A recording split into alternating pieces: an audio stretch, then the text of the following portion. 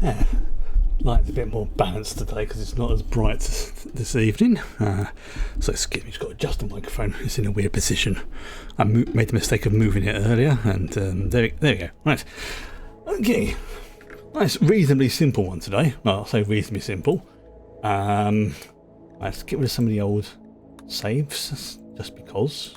Though. So, yes, I moved one of the mods around just to sort things out. See if it optimize. I didn't add or change a mod. I just changed the order of them. I used a order optimizer, which hopefully should stabilize things, or maybe even improve it. But let me just sort that out anyway. Okay, so sorry, phone call, not phone call, text. This is an important one. Do the check something.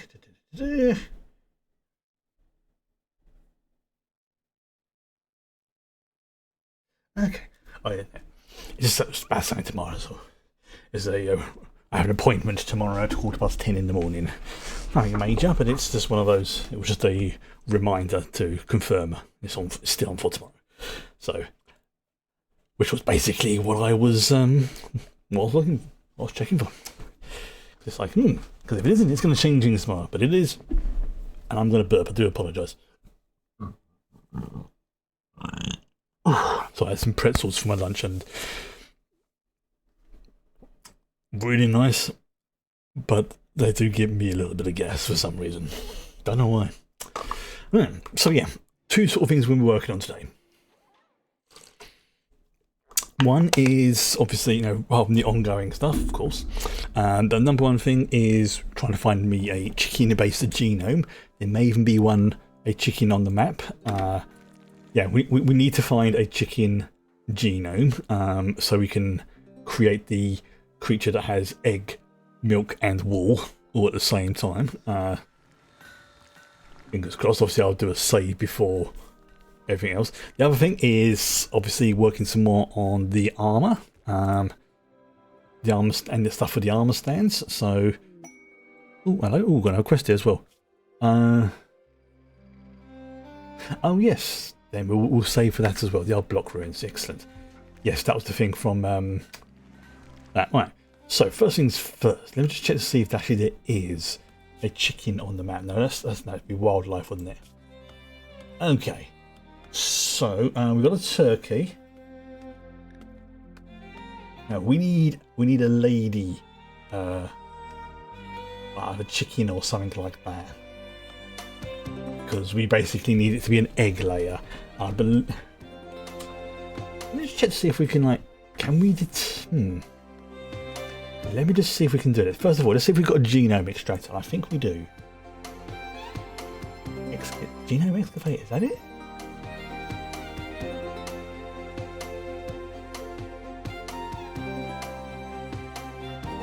Okay, so we need to be.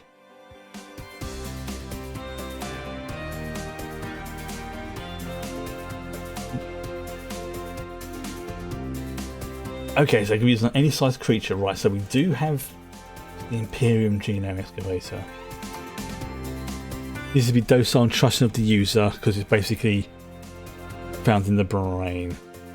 Right, okay, so we could.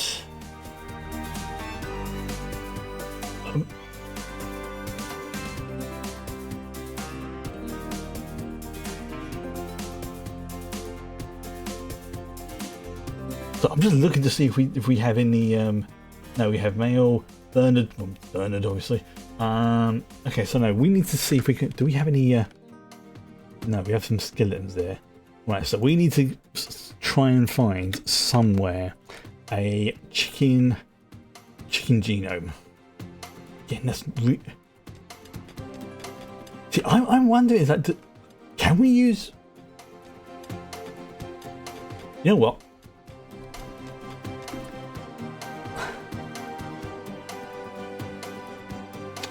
I'm going to try something. So just do a proper save. Also gives it a new save for the session. Genome hunt. Chicken gene. I'm not sure if I've spelled that right, but never mind. Excuse me. Right, okay. So I think what we'll do is we're going to anesthetize Bernard, extract the genome using the thingy without killing him, and then see if we can use that to create our... Although I haven't said that, he's not a full-blown chicken. No, we're gonna no, because he's a hybrid, so probably not that. Okay, so probably gonna be Jed then. By the looks of it. Okay, so yeah, we'll try it on Jed instead. Right. Okay, so first things first, we need to make sure that Jed, even though he's sterilized, he's probably going to become a parent. So we need to anesthetize. I believe this is what he does. Okay, yeah. So we're gonna anesthetize Jed because we don't want him to suffer. We want him to, you're gonna have a nice long nap, Jed. You're gonna wake up, maybe with a little bit of a headache, but it'll be good. That's it. You go and have a little rest, and then we'll wait until you have been anesthetized, and then we'll have probably Nuna, she seems to be our intellect for genes at the moment, will be the one to do it, and then extract your genome. So actually, whilst we're doing that, let's go and pick up the extractor first of all. Where is it? It should be over here with the other ones. All the other bits. Whoa, what's that over there? Oh, it's the xenotype nullifier. Yes. Nope, got the masterwork. Alpha genome extractor. No, we need the... Where is it? Yes, you've got reptile, ursine, muffalo. No, we need the... No, okay, so let's have... Actually... Sorry, Noon, I'm going to have to wake you up for this. Yep, sorry, I have to do this. Oh, the inventory's full. Okay, don't worry, doing that. No, stop doing that. Oh, there we go. Jed is now anesthetized. Right, okay. So actually, let's do Jade because this is more sort of where's Jisoo? Yeah, let's have Jade doing it. Okay, let's have Jade doing it. Right. Your inventory's full. Wow, your inventory really is full. Okay, that'd be right. So drop that. Drop the jelly. Wow, you really do have lots of weaponry. Why do you have loads of weapons on you? I do not know.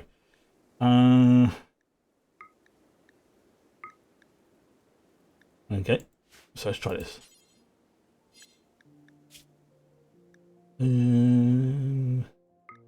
we go. Let's try it again.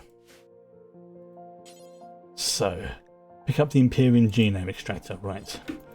Okay, so if we do this right, it should extract Jed's genome. If I've done this. I spelled genome wrong. Never mind. It's genome, not genome.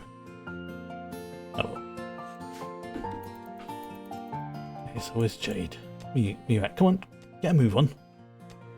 Oh, you just dumped loads of stuff in the...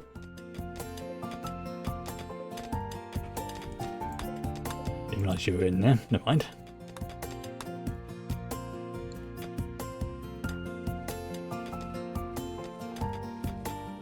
So you go and pick that up, and then we'll have you go and see if we can zap that. Because if we can get the genome from him, I gotta think it will be just a basic one.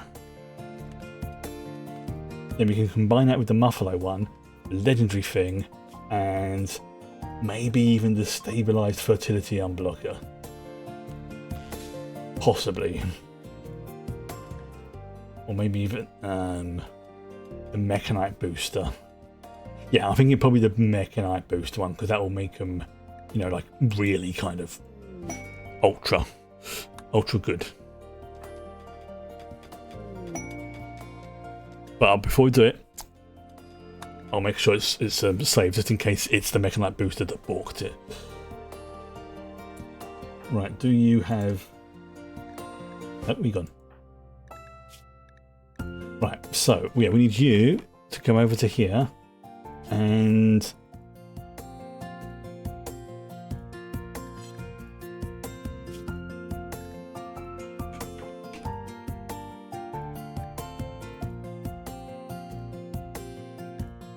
Maybe not that one, okay.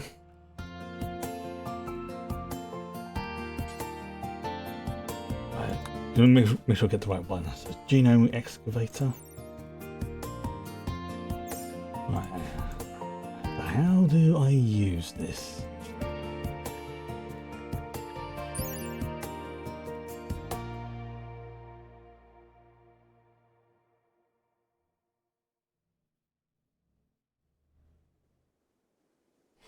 Oh, maybe it's because she's not set to do genetic stuff. That could be it. Yeah, that's probably it. Okay, so we'll just put it on 4. Then wait, I should give her the. Yeah, she's now assigned to doing some work. Okay, so if I do this.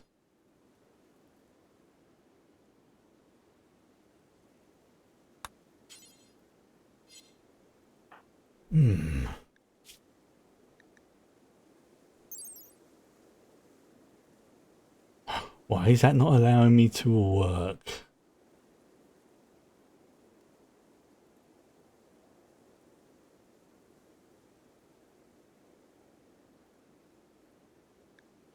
Let's pick up the other one as well, just to be on the safe side. So yeah, let's have her pick up the other one as well.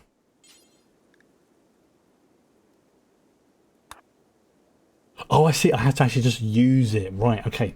I'm a derp. Right, okay. So, right. So let's just drop it. And then let's have you use this. And then I pick Jed. Right, okay. So that's how I have to use those. There we go. So she's now, using Genome Excavator. She'll come over here, hopefully get this, and then we can take it back. Now, I don't think this is going to be a, like if we want to say a female creature. Oh, nice. Female creature, we have to use a female parent. I think it's just like 50-50 chance sort of thing. Oh, prototypes of salt cannons, reportal cannons. Oh, God, yeah, I forgot about those. Also, that thing's a fucking beast, that weapon. Weapon? Tank. Okay. So, yeah. Jed, you're going to have a nice little nap, but you'll be alright.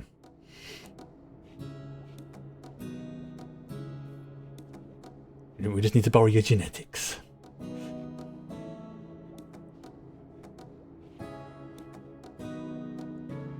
Technically, because you're sterile. Oh, what's the point? No, yeah. Right, there we go. That's it. Doing the extraction.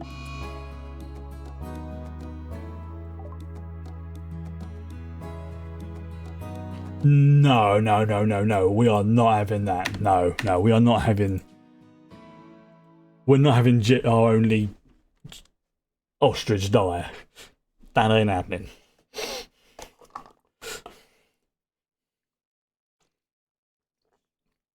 Mind you, he's 11 years old, so he ain't doing too bad for an ostrich. Okay. Ugh. So at least I know how to use the genome extractors, but oh, blimey, that was a. Put the fan on for a moment. Just trying to think. Still, at least we know that thing works on getting the avian genome, but that's. If it dies again, then we'll. I'm not going to keep reloading it, but if it happens again, then yeah, that's in Rimworld. It's been 83 years. Yeah, no. Unfortunately, our one and only tame, well, not a one and only, but one of our only tame avians. Excuse me.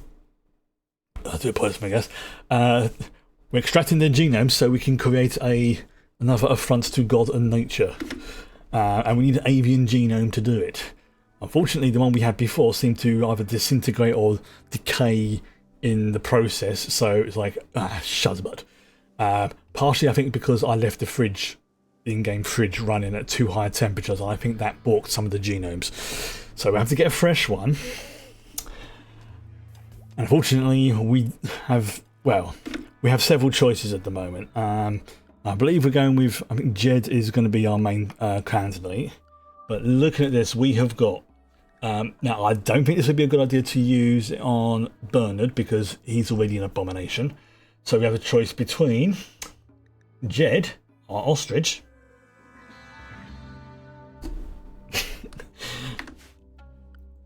or possibly going for a wild turkey. Now, ideally, we would like to have a feminine creature because we need it to. We're basically going to crossbreed a egg layer with a muffalo, because that creature then allows us to have one thing that has wool, milk, and eggs, which is like pretty good. And if we can, you know, give it some implants and biotech to increase its size and maybe how quickly it can be, and I can't believe I'm about to say this, how quickly it can be milked, then it will help things, especially with productions for certain foods and cloths and stuff like that. However, we need to get things. So the first thing it says we should really do is to sedate the creatures. So let's again we'll I can't spell anesthetize there. Where is it? Anesthetic. No, let's just not bother. There you go. So anesthetize. Right. So Jed will go to his little thingy, and we'll have Jade go and pick up the Oh no, we'll wait until Jed's actually a kip first. There we go. We'll wait until he's sleeping. He's going to go back to his little nest, and then the bot will come along and give him an injection, anesthetic. That's the thing. He's 11 years old. That's pretty good for an ostrich, I think. Yes. See, we did have a duck, but the duck died, and those eggs are unfertilized and have been there for ages. Not sure why they haven't been picked up, but never mind. Okay. Oh, apparently our fishing bot has found some vodka in the magic pool. Right. So yeah, we've got to wait for Jed to be. Oh, here comes the bot. The drone. Yeah, Jed, have this. There we go. Good. Right. So now he's zonked out. We need to go over to the over to here. Let me just make sure this is actually set on keeping things cold. Yeah, I've got a sneaking suspicion that that's what happened with the previous genome, for the chicken, in that it was left in here, and I had that column set to warm, and I got a sneaking suspicion it may have balked some of the genomes to the point where it was like really close to decay, and between here and there it basically decayed it, because when I go into this, there's nothing to say I have any avian genomes. Yeah, see, we've got the avian paragon rooster corpse and everything else like that, but we have no avian genomes, which is what we need. So yeah, we'll get Jade to come over here, pick up the let's just sort out her gear again, because she's carrying a ridiculous amount. Why are you carrying all this? I do not know.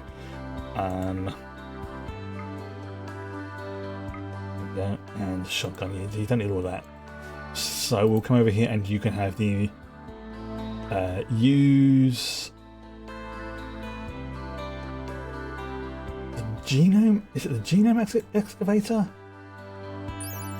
Oh no, we wanted to pick up the other one because we wanted to use this one, because this is like the superior one. So we just get to pick up the regular one, and then weirdly drop it, and then go like, you see that you just dropped? Use that on our ostrich boy. But then we can start work on our second abomination. Good evening. So if we can do this time without Jed dying, as I say,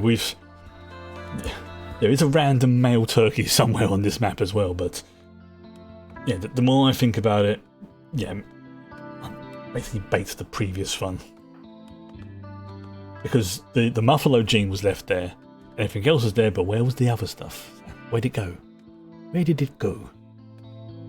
And I've checked, nothing there, so the only thing I can think of is that it just decayed. Which is very, very possible with these things, because these do decay. You've got a Mechanite booster, we've got 2 of those left. So yeah, because we had 3, and one of those got used, but because the thing morphed, then... Okay. Right, so, yeah, the way this works, go to that, go to the Imperial Genome, drop it, let it move, and then go, can you use the Genome Excavator on our boy Jed?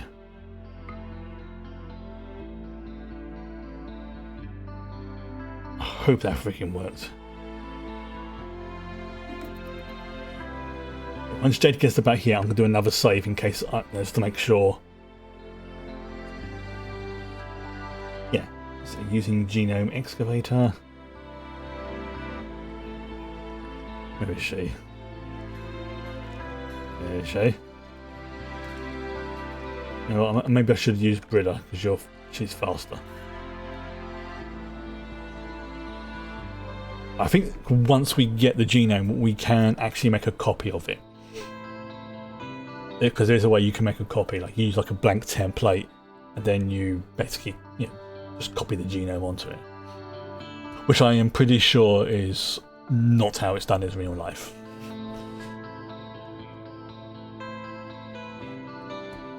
Alright.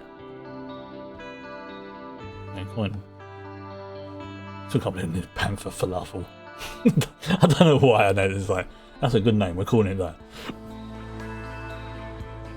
Alright, here we go. Hopefully, you know what, just to be on the safe side. Just to be on the safe side.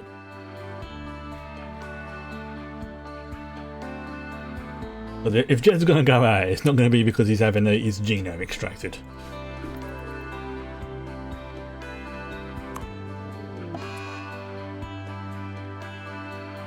Maybe he's... And another one. Maybe he's just too old. Okay, we'll give it one more time. One more go. If it does it for a 3rd time, then it's probably because Jed's just too old.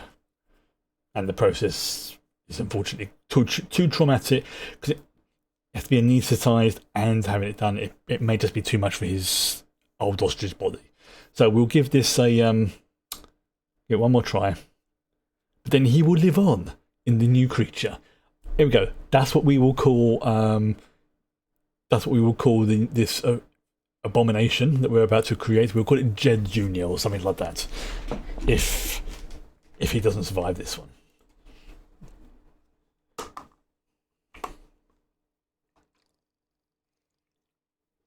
Yeah, that's what we'll do. I mean, again, yeah, re-Jed.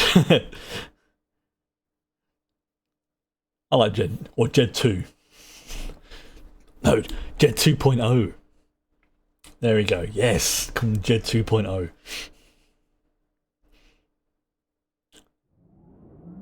I mean, it could just be that, as I say, it's just... That's probably, how old do ostriches live for?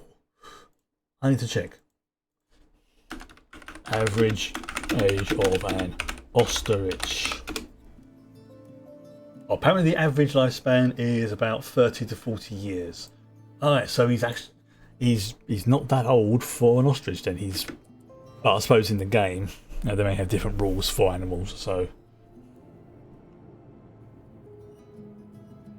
I mean, this colony's been going for about, what, 12 years, and we've had him for 11.6 years. Yeah, okay. Right, unfortunately, yeah, Jed is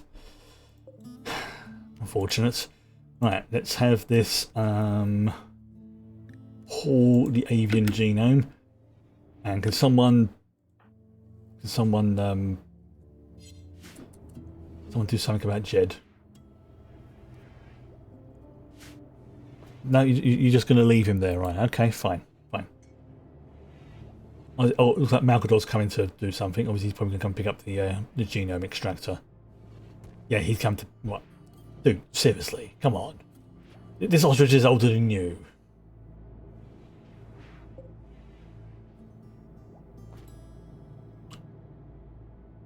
Oh well. These things happen. Right. So, once Jade has brought this down here again, just make sure everything's got the right temperature installed. Yeah, 9. What's the temp in here actually? 17. Okay, that's acceptable. You know what? Let's actually lower the temperature to 11 so it's chilled and not freezing the giblets off. We'll keep that there as well because that'd be reasonable temperature. It's a nice balmy 20. 20 for that.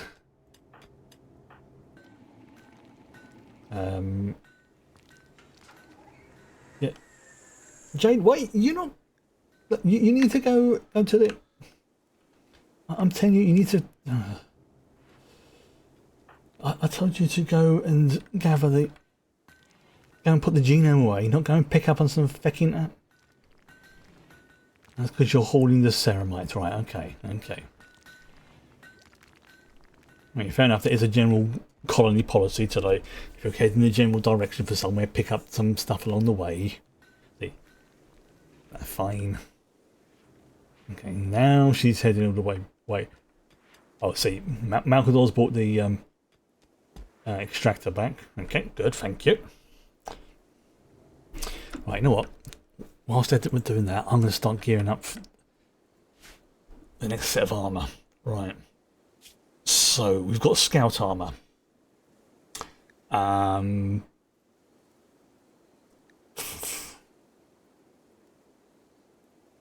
Protection for, I don't know, we've got Maximus, Corvus. I'm trying to decide what set of power armour to make. Tacticus. Okay, yeah, so the Tacticus power armor is the Primaris one. So it looks like the one I'm going to be going for, at least for the next one, is the Aquila.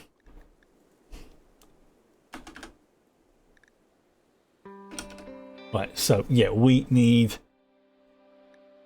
basically need to make God, all this Terminator stuff. This is so freaking.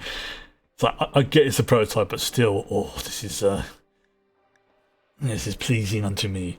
Right, okay, so we need to have power armor, we need to have the backpack, we need to have, let's go to the standard helmet, and the shoulder pads. And then once that's made, we'll make the Primaris version, and once that's made, we'll make the Terminator armor. So, Aquila power armor. I need to remember that because the reason why I'm doing it like this is so that it doesn't get dumped in the wrong spot. So first of all, just make sure that it doesn't get taken into here. So we'll take all the Aquila stuff off because we don't want it going there. There you go. So we've got your Aquila power armor, shoulder pads. So it's 1, 2, 3, 4. There should be 4 items being queued up to be made. Let's go this. 1, 2, 3, 4. Good. Yep. And then we'll go to the armor. That is never going to get old seeing that. And we'll pop that in here. Again, same sort of thing. Critical. AQUI. So clear all. No tainted stuff. Thank you. We'll have none of that chaos taint. Thank you very much. It's just like variations. Basic helmet with laurels, with skull, with studs. Same for the shoulder pads. And backpack. There we go. Alright. So, when that's made, like this scout armor, or the Brilla's Custodes armor, it will be brought over here and installed onto wherever it is. So, this one will be for the Primaris.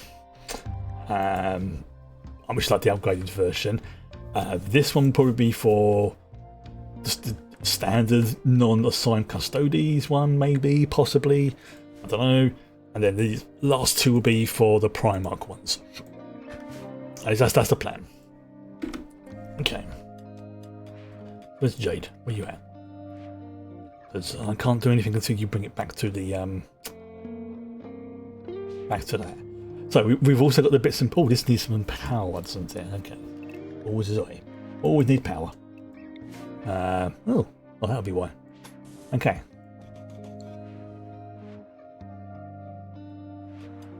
So once this is popped in here, could you, Portia, can you move your butt out of the way? Thank you.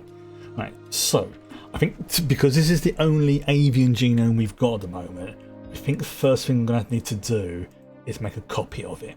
I think that's how it works. Yeah, so we haven't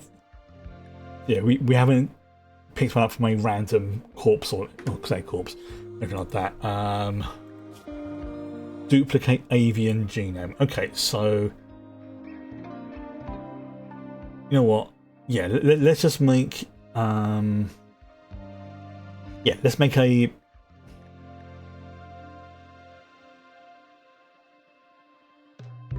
let's make a copy of it.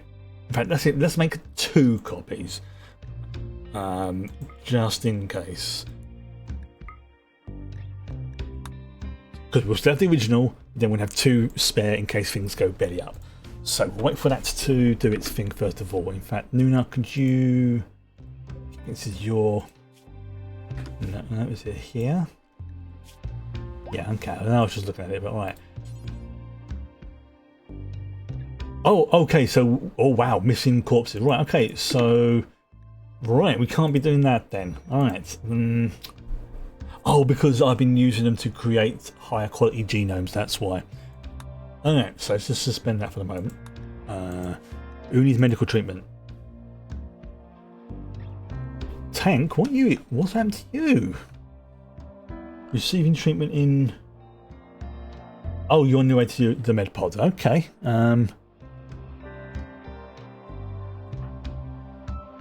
What's up with you? What's happened? Oh, you've been burned. Oh, and you've got a burn on your right middle finger.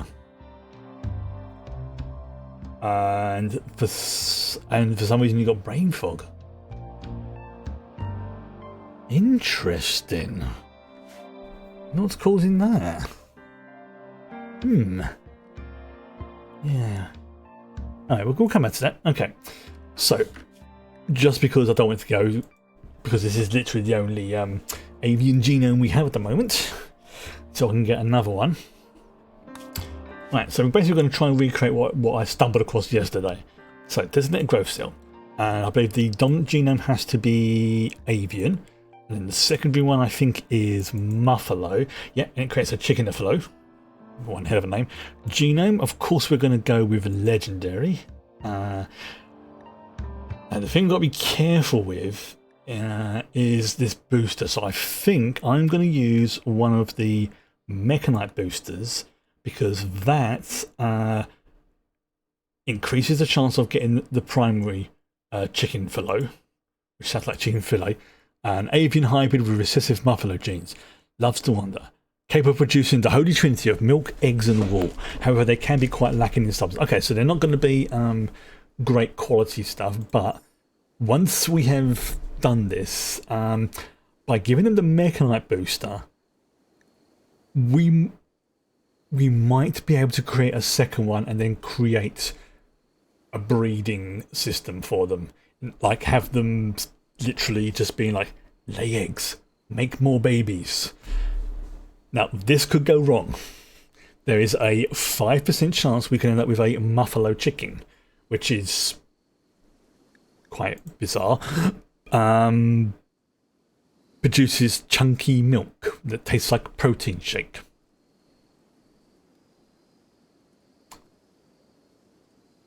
That's exactly what it sounds like. Chunky milk. Ugh. And there's also a 5% chance it could come up with a true abomination, a fleshling. So this is why I saved just before this. This mechanite booster apparently results in an almost perfect hybrid. Fertile, draftable, and genetically stable. So yeah, we've only got 2 of these left. I know, the whole thought of chunky milk is, I was like, But yeah, we're not going to go there. Now, I've got a sneaky feeling that when the chicken fillet or Jed 2.0 is, or Jed Junior, actually I think it'll be better. Yeah, we'll go with Jed Junior is hatched, born, whatever you want to call it. Yeah, we're gonna embiggen them and see if we can just make them more genetically stable. And then I think I think we're going to need to create, like I say, another another. Well, we need to keep an eye out for an avian genome so we can have a backup in case this process goes horribly wrong. Right, now granted, because of this and the the quality of this means that we are giving Jed Jr. the best possible chances we can have. We've got the top tier gear, we've got the best quality genome frame, we've got the mechanite boosters, but as that film Jurassic Park told us, life can find a way, and that includes making things go in the way we don't expect them to. There, so cross your bits.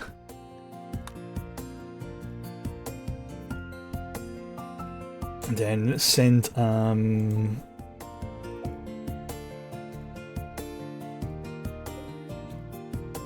is it? Oh no, it's not. It's Jisoo, isn't it? No, we want. Was it Jade?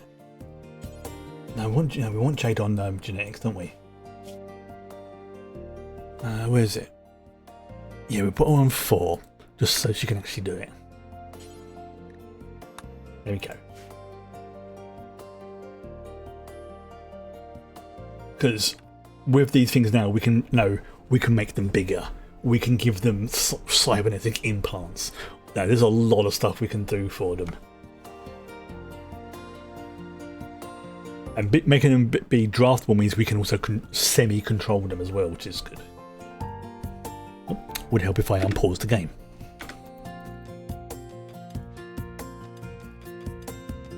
So, Jane's gathering the ingredients.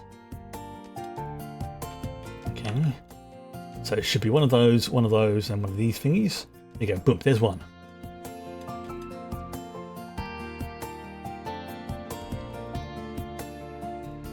Okay, so that's installed.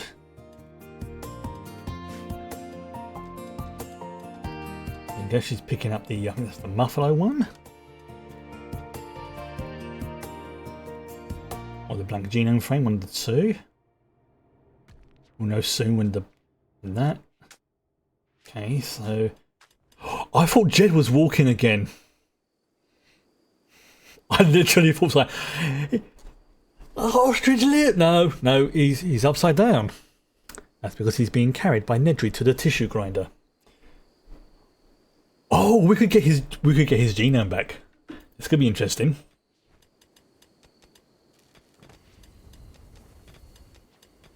So his genome's being extracted. Does this mean we got a 2-for-1 from him?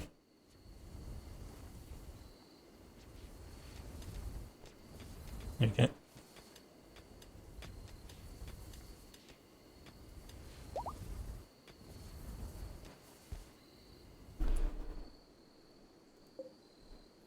There you go.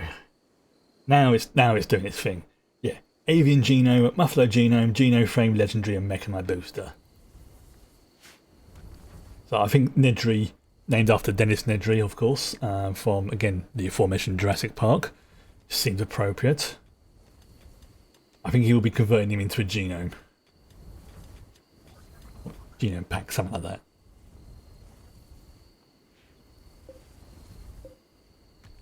Yeah, Jed. Jed's dead. Wow, I didn't even think about that. Jed's dead, baby. Jed's dead. Alright. Okay, so the bar's coming up, which is good. So we are at 2%. Yay. I think if someone comes along and does some genetic stuff, work on their day, it will help speed up, which I think maybe even Nedry could do. But at the moment, he's processing he's processing our ostrich boy. But we may have to make a second one to make a feminine version. That's basically what I'm saying. Which I have no problem with. Actually, I think that might be a good idea. See if we can make a feminine. If we get a male version to begin with. Yeah, we're going to need 2. We're going to need a male and a female version. Oh. Is there a way I can select the gender?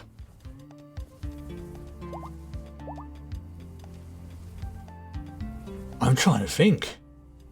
because I don't want to tinker around with this while this is being worked on. Sounds wrong, I know.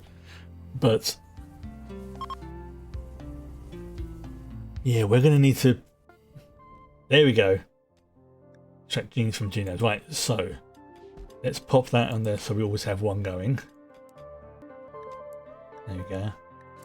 We always have at least one on the go. Right. Unfortunately, we can't do anything else until this has been processed. Oh, is he gonna work on it, or is he gonna go and where's he off to? Oh, he's just going for a wander. Right. Okay. Right. So we can't do anything more there. Right. So that's that. So let's have a look to see is anyone working on the. Okay, so someone's gathering the ingredients. So it looks like they're gathering the. How much ceramite have we got now? Damn, we got a lot of ceramite, right? Wow, we've got almost 10,000 units of ceramite. That's pretty jazzy. Right. Okay, so we potentially could have that on the go. I mean, will we not? I think once this is done, I'm going to make a second genome. Obviously, almost like a clone of Jed, and see if we can make a second chicken fillet. Which sounds, again, that's such a weird name, but because we're going to need it if we're going to have, if we want to have some more animals, sort of thing. And there, oh god, there is also the chance that. Oh, I'm remembering what happened with the chickens. When I ended up with something like 70 chickens and I had to cull all of them, apart from a few. It was unpleasant. I'm pretty sure some of the chickens were inbred as well. And, not in a nice KFC style inbred. I mean, actually, I started off with 2 chickens. I ended up with 70. There was definitely some inbreeding going on.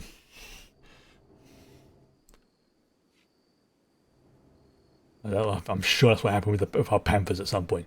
Here we go. So now we can do that. Okay, so what's next on the queue? Next is the. Alright, so we've now got the regent stuff, right? Okay, I'm trying to decide what we're going to do now, right? So we're doing that. We also need to. Do we have any traders visiting right now? We do not.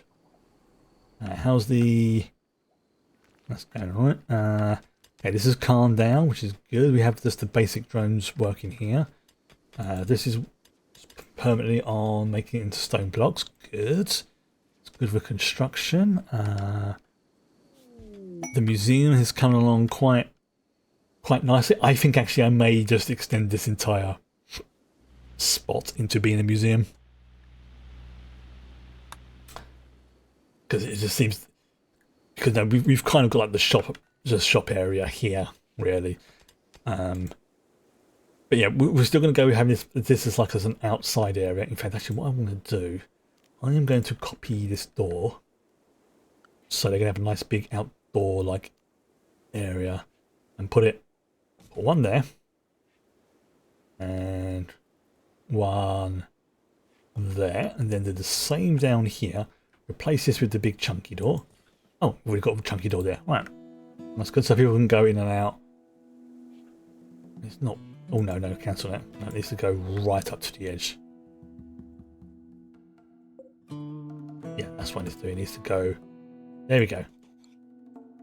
So people can come out and put it. So yeah, this will probably, like, say, the picnic and barbecue area. And this will probably end up being, like, say, a sort of sports-like area, or maybe like an animal reserve or something. In fact, the more I think about it, the more of having this as a free-range animal reserve does actually sound quite appealing. State.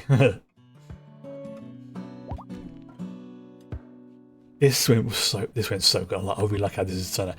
This is proving to be a bit fiddly but it's not a problem with the mod. This is a problem with my eyesight having difficulty seeing what these are, because I kind of managed to do it for these ones. You can see how they sort of all line up. I mean, they follow the same basic pattern. They kind of all do line up, but I was having difficulty trying to see it properly, so I've just left that alone for now. I do like how this bar, these tabletops can be converted and made into a You know, if there was like a thing for here, we can listen to like a little flap so people can go past, but like like guests won't, that sort of thing. I imagine there probably is a way it can be done, but yeah. Right. Part of me still wants to redecorate this. No, make this out into like a proper, like, what do you call it? You know, like crypt-like area sort of thing. But for now, it's fine. For now, it's fine. Now, the other thing that I've mentioned before, obviously, is whilst we do have the big vehicles like this, I am saving this for the spaceship. However, I've got a sneaking suspicion that there is, whilst we have the basics for a ship, we don't have everything. At the moment, we literally only have like real basic stuff. The structural beam, the crypto sleep casket, which is basically, and you need one of those for every, yeah, essentially it's 5-minute atmospheric re-entry. You need one of those for every person who's going to go. So if we're going to have everybody going, that's going to be 1, 2, 3, 4, 5, 6, 7, 8, 9, 10, 11, 12, 13, 14, 15, 16, 17, 18, 19, 20, 21, 22, 23, 24, 25, 26, 27, 28, 29, 30, 31, 32, 33, maybe 34, because chances are someone's going to get pregnant the way old Soren is been putting about recently. Like, I'm not kidding. I think he's got like three of the ladies here pregnant. Dude is free of his love, if you know what I mean. So if we say 34, that's going to be 34 of these crypto sleep caskets, which is, if we say we're going for a symmetrical look, that's going to be like 15 each side, or maybe go for like a circular pattern all the way around. I don't know. Plus, people need to get in there. We also need to have the reactor, which takes up a fair amount of space. I mean, I could technically just build the reactor now. We also need the computer core, which is, you know, that. We also have the sensor cluster. Probably need at least 2 of those. But it's more, I'm sure there's other things I'm missing. Like, I'm sure there's other stuff. So I'm just going to have a quick look on this actually. And ship. There we go. So yeah, one thing we're actually going to need, another thing we're going to need is the JT drive. So basically, yeah, if we don't have that, it's just going to be a colony sleeper ship, you know, like in Wrath of Khan or something like that. So yeah, that's something we're going to need. You know what? Let's just put that in the queue, so it's there. Because once we got that, then we can take off. Basically, those are the engines, as it says there. Of course, as with all Starship, it still takes many years to get anywhere. Yeah, space is measured in light years, and if memory serves me correctly, the nearest star, Alpha Centauri, I believe, is 3, maybe 4 light years away, and that's the closest star. Yeah, I can't remember. It may be like 3.5 light years or something like that. Light travels really, really fast. Something ridiculous, like. And again, I'm just firing numbers off the top of my head. I'm probably going to be wrong, but it's something like 300 million miles per second, or something ridiculous like that. It's. You know what, I'm going to double check because that's going to make my brain itch.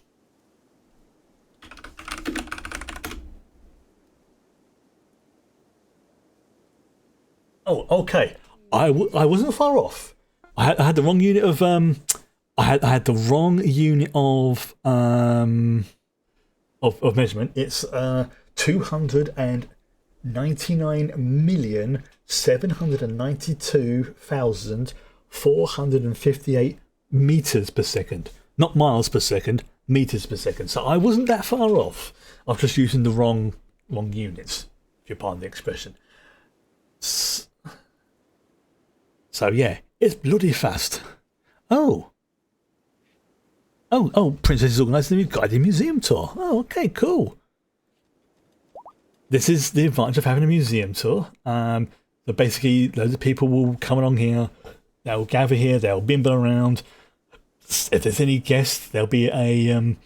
They may be given donations. At the moment, it's nothing in there because obviously there's no talk or anything going on. But yeah, anybody who takes part, they'll go and look at things, and you can see we've sold some of the bits and pieces from here as well.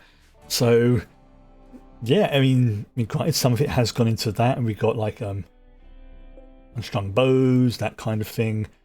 So yeah, it's everyone's going to gather over here because it's like, yeah, this is our museum tour. And of course, Malcador's been one of the first one there because he is our smart boy. Yeah, this is the one. This is the dude who's been spreading his love among the ladies.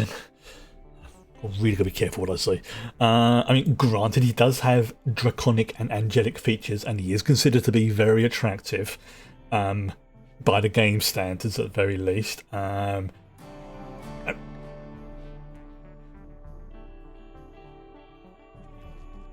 sorry, my inner 12-year-old cannot read that out loud. I'm just.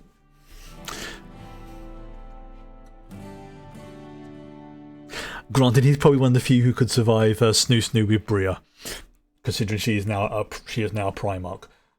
So that's probably why. Yeah, I mean, actually does make sense. He's probably one of the few people who could survive a night with her without their pelvis being crushed. I mean, if you're going to go, you got to go with a smile on your face. Death by Snoo Snoo and all that. What's the phrase? The spirit is willing, but the flesh is spongy and bruised. Okay, so yeah, they're doing a little guided tour. So it takes a little while to be organised. Everyone comes over here. It does mean that the work has paused for a little bit, but that's fine. The other thing is, it's a good sort of morale boost and stuff for everybody. So I don't mind these little events happening, and occasionally other guests will join in and donate. It's basically just like a party, but you know, there are baby.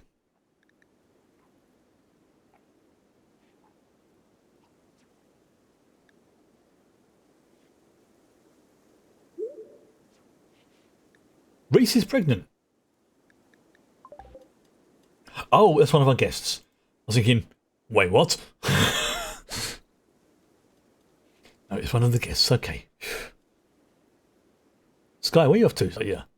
The door over here needs fixing. Gotta fix it. Everyone's over here. Right there. We're looking at all the other bits and pieces. Oh, little Calhoun's like, wait for me! Run.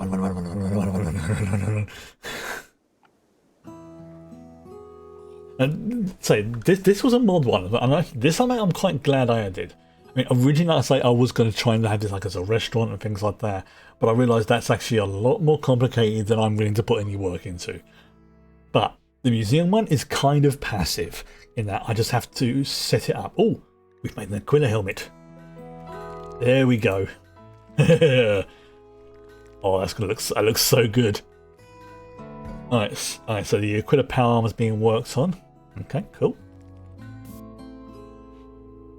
Like glass windows. This is where people come in and have a look and work. As you can see, no one's working there right now. And they're like, yeah, that's because I'm doing this tour. It's like, yes, whatever. I mean, that's getting a bit snug though. Everyone crowded around that. That is getting really snug. Oh, yeah. And I forgot Flossie's having his war casket armor on. That's a lot of people. Everyone's gathered around looking at this insect jelly.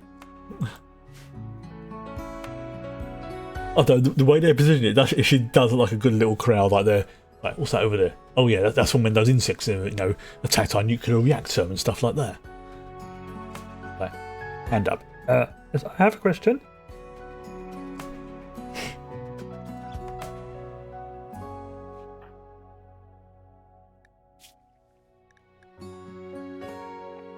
Yeah, still, you should not be wearing that.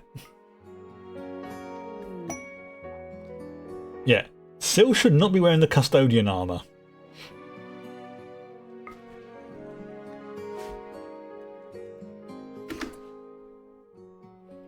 That should be only for Brilla, because I was wondering where that armor went to. Didn't even think that someone had press one key.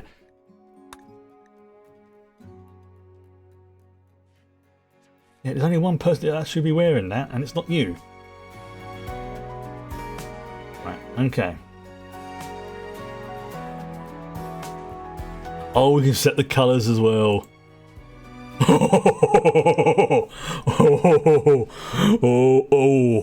Oh, that's good. That's pleasing. Is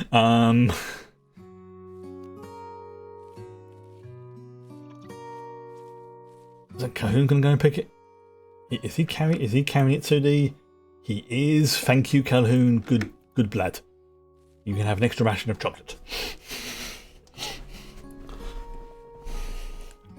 I mean, we have a replimat, so people can eat what they want, but it's the thought that counts. He's being a good boy. He gets rewarded. I prefer the carrot to the stick approach. Oh, and apparently, Sky is getting very, very flirty. Soren, stay away from her, because you have slept with Jade, obviously your wife Brilla, Tank. Yeah, you're working your way through. This is going to cause genetic issues later on. Oh, speaking of genetic, how's Jed 2.0 doing? 56%. Okay, this is good. This is good. Doesn't seem to be any issues so far. Cross fingers. Jed, you may be dead, but you will not be forgotten. Your genome will live on. Granted, it will live on in an affront to nature, but it will live on. Oh, I'm looking. There's nobody there. There's the shoulder pads.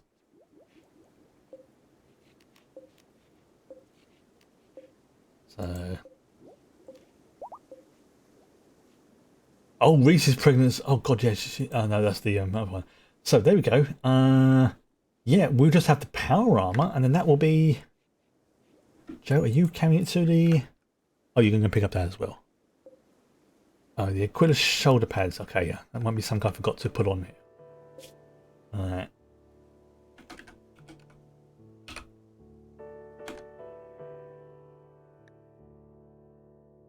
Okay, fair enough. It has accepted it. Why is it?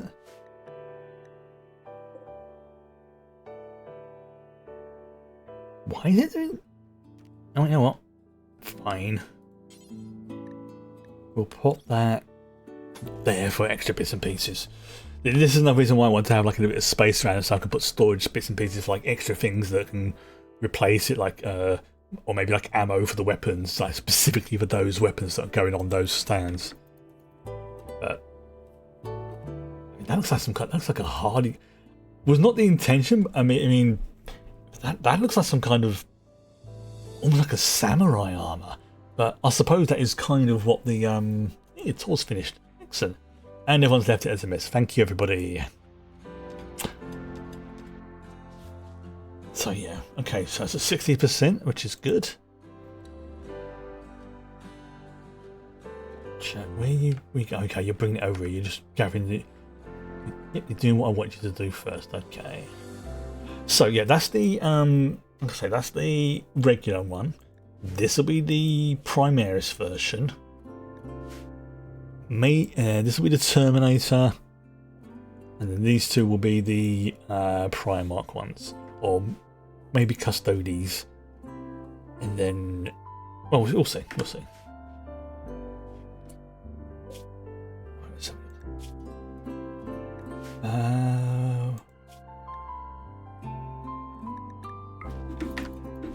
Yeah, why are you not carrying that? There we go. Yeah, oh yeah, sometimes I have to like sort of tell it to put it on there because this is technically a storage area, so why is that? Is it not showing it?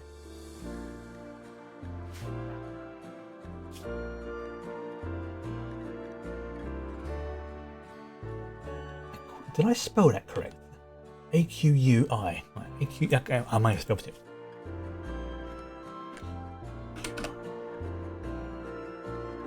Yeah. Why is that not?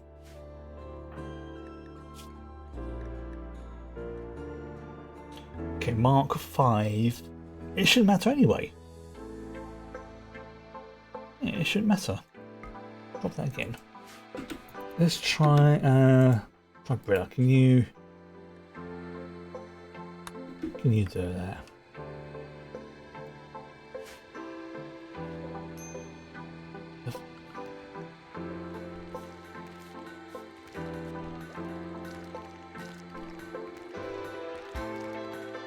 Weird.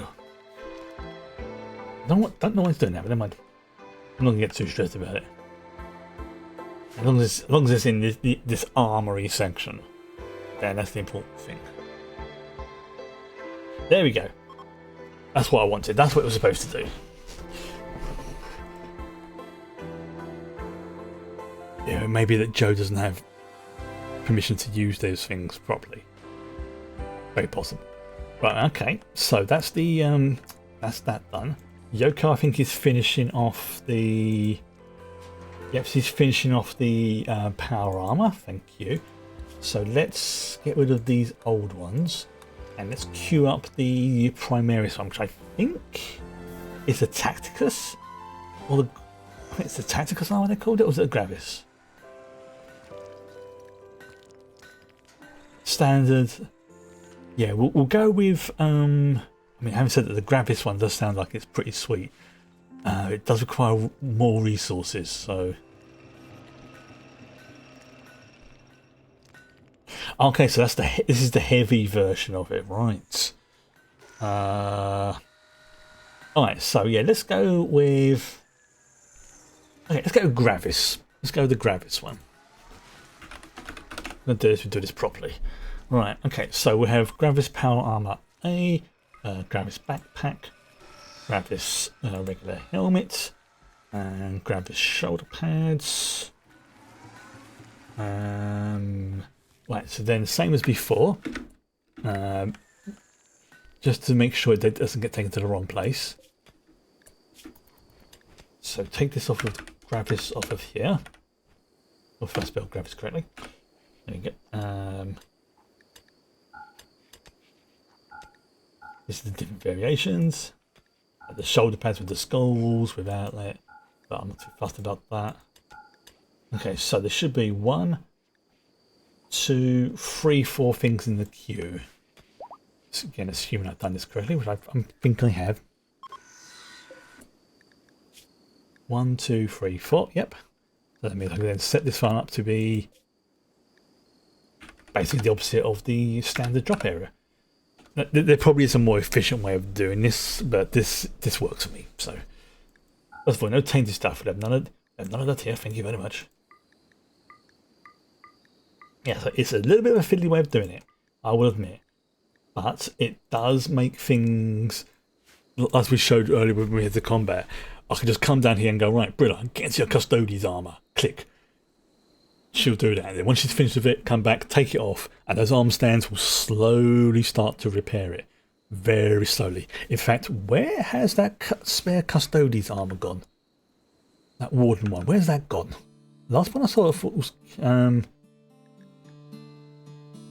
Okay, let me just check to see where it's gone. I think it was called Warden armor, if I remember rightly. Let me make sure it's not... Yeah, Custodian Warden armor. Mary. Yeah,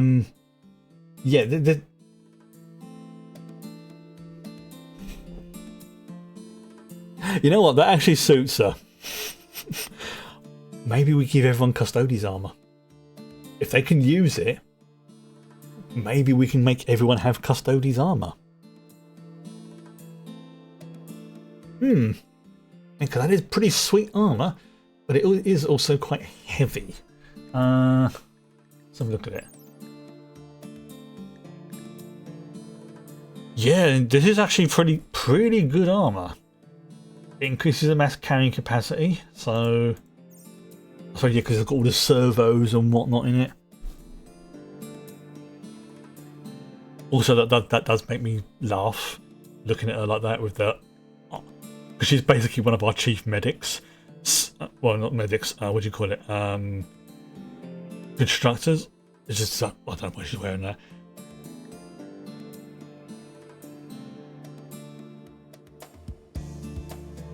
You know what? Fine. We'll just make another one. We'll make another one. Here you go. Oh, yes, Alaria's Terminator armor. That's the what do you call it? That's the basically Custodes Terminator armor. So, oh yes, we need to make some of those as well. Okay. Can we make the? We can. Right. Okay. You know what? Screw it. Let's go with the Brute Gudeman one first of all. Right. We're going to go for the entire lot. Right. I think we're going to have to put these up the top here. You know what? Right. Let's do it here. This is going to use up a lot of resources, but this is going to be worth it. Alright. Okay, so this is the... Yeah, because you've got the Regent armor. I think uses the same, but it's just coloured different. So it's like there's two versions. There's the General Regent armor, which is basically replica, and I think you can colour it. Then you've got the stuff that is basically modelled after it. So I think what we want to go with is... I think we want to go with Regent. Because that looks freaking amazing. Right, so how many... we are going to need a lot of relics. Okay. Right, so... yeah, let's go with the generic Regent stuff for now. So I can clear that off of the dump pile so it doesn't go in there. Regent. So that's one. Yes, it's 4 items. And yeah, we'll assign the Regent one to... Because there's two. There's the Rebooting Gudeman and then there's Lionel Johnson's one. So we'll do the Regent one first. Get that out of the way. This is going to need a lot of relics. So I've got 1, 2. We'll set it to critical. Okay. Alright. So if anyone is caught using it, we'll tell them off. Right, so looking at this, where's the thing gone? Where's it gone?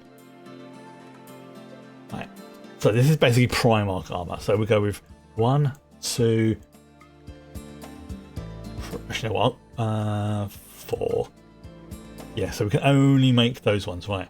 So looking at this, we are going to need 8, 2 is 10, 11, 14 relics, right? So, and also we're going to need a fuck ton of ceramite, adamantium, and gold, auramite. We've got that. It's the relics that are the tricky one.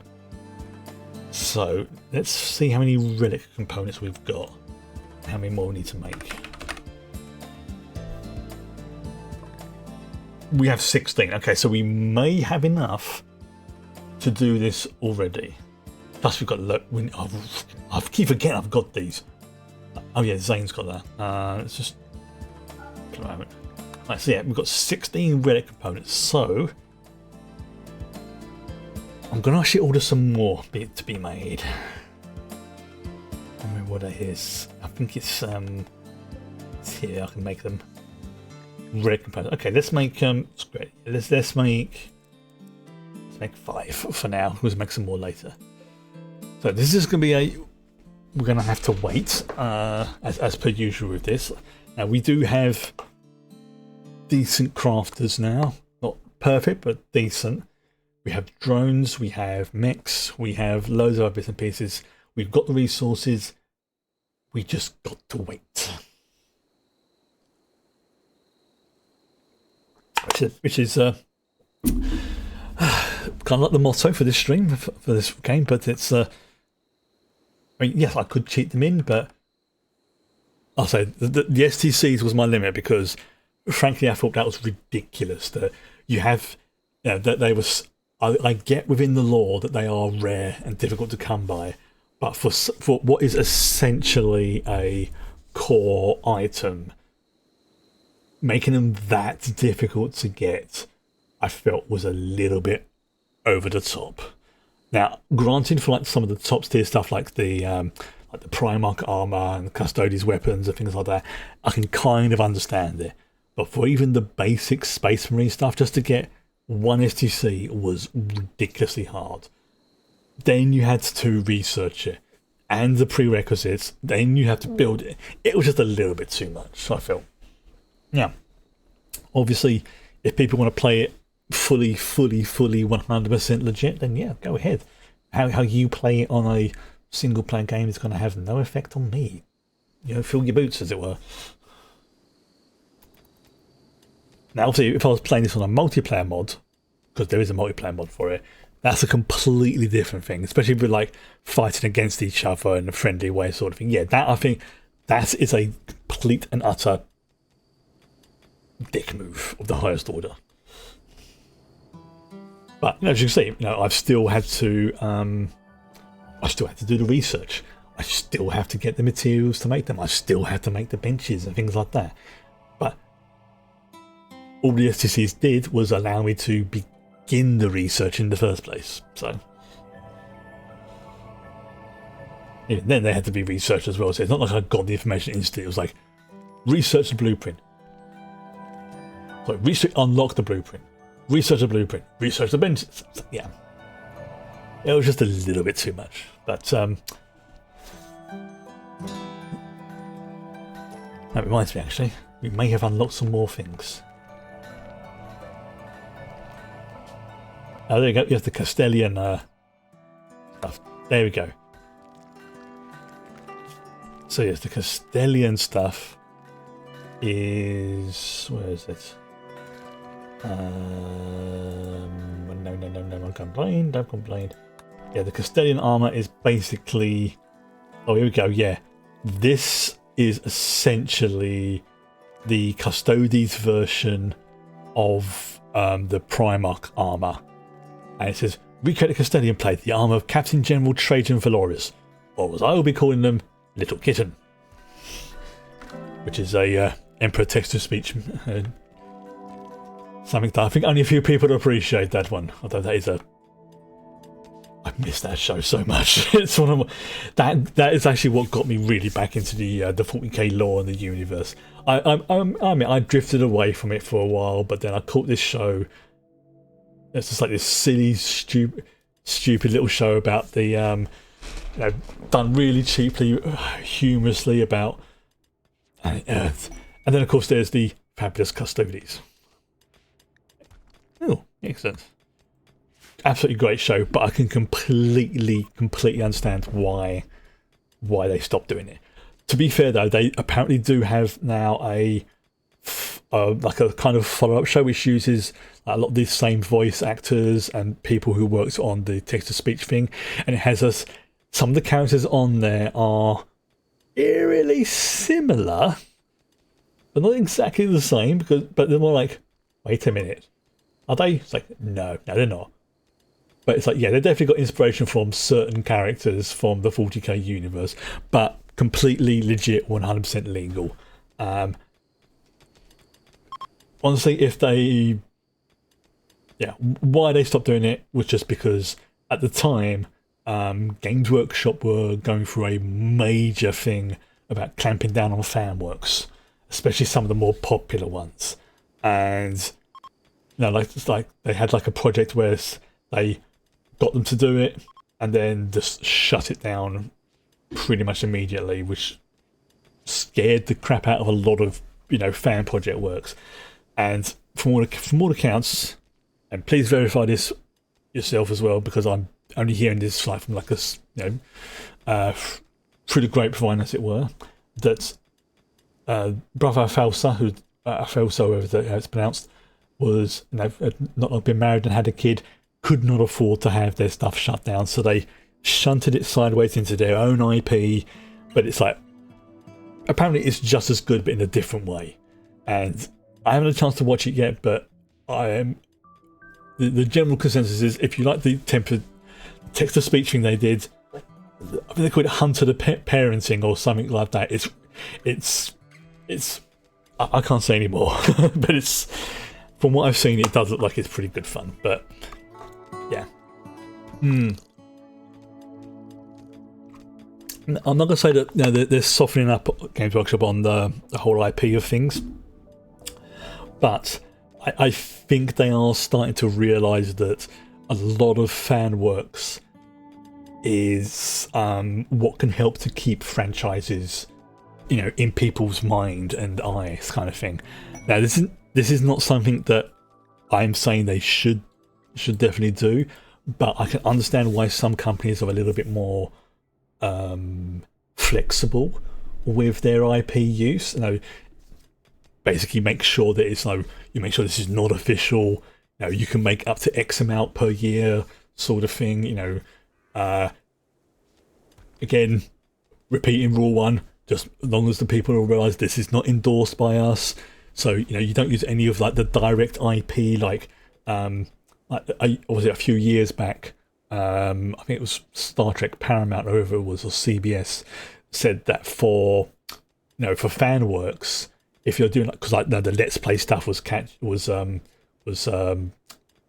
of like really sort of catching on, and I myself had done a Star Trek themed actual play on stream, and it didn't look too bad. But I double checked and I made 100% sure that I was at the time. I think they've changed the rules slightly because of Axonor.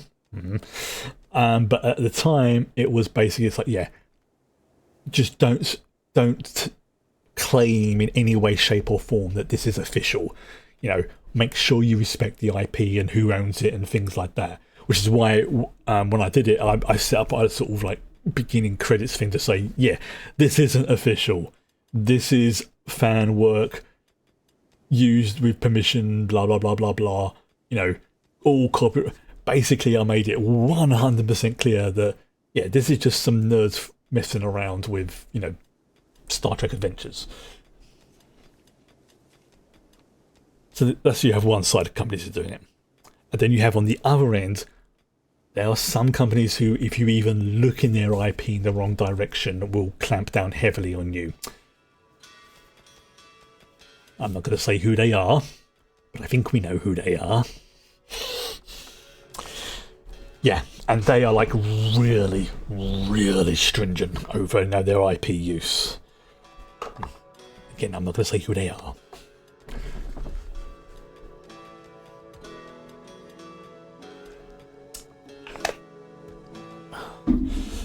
But we know. So yeah, there's the extremes between like IP use and things like that.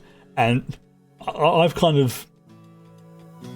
Obviously, this is before I know generative AI and stuff like that came out, but I've always tried to hold the belief that if I've ever made something that became really famous, like say Star Trek or something like that, I would try to have a reasonable legal fan use policy.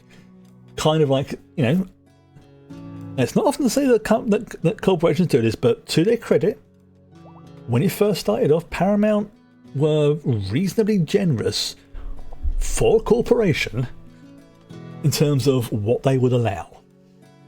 Now, this is, again, it was pretty much, yeah, we're giving you this, but if you step out of this, we are going to destroy you.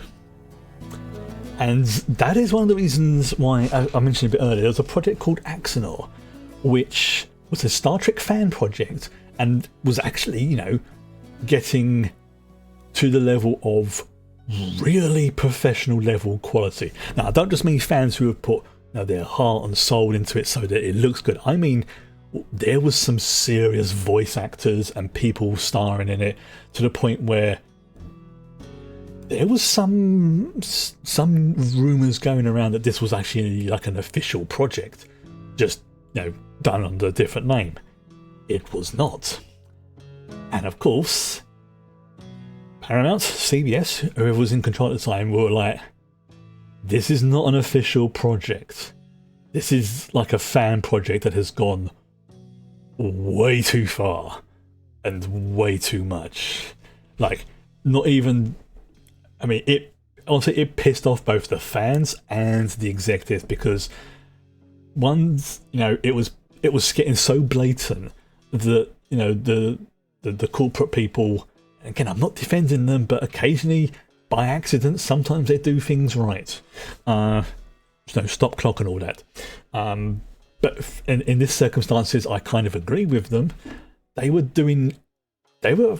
actually being reasonably generous with things. And then one group of fans took it too far, and now they're a little bit more stringent with stuff because people pushed it too far. The proverbial, this is why we can't have nice things.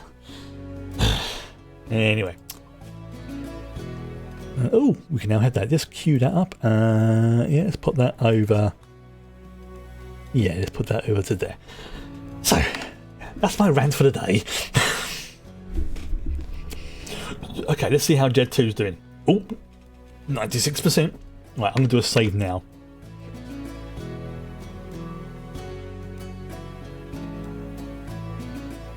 On the safe side. Yeah, that really did piss off a lot of fans because of that, but hey ho.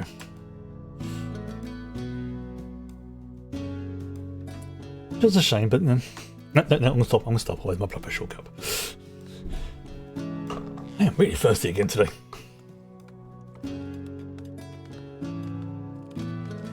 Now, I am actually tempted just to make loads of Custodes armour now.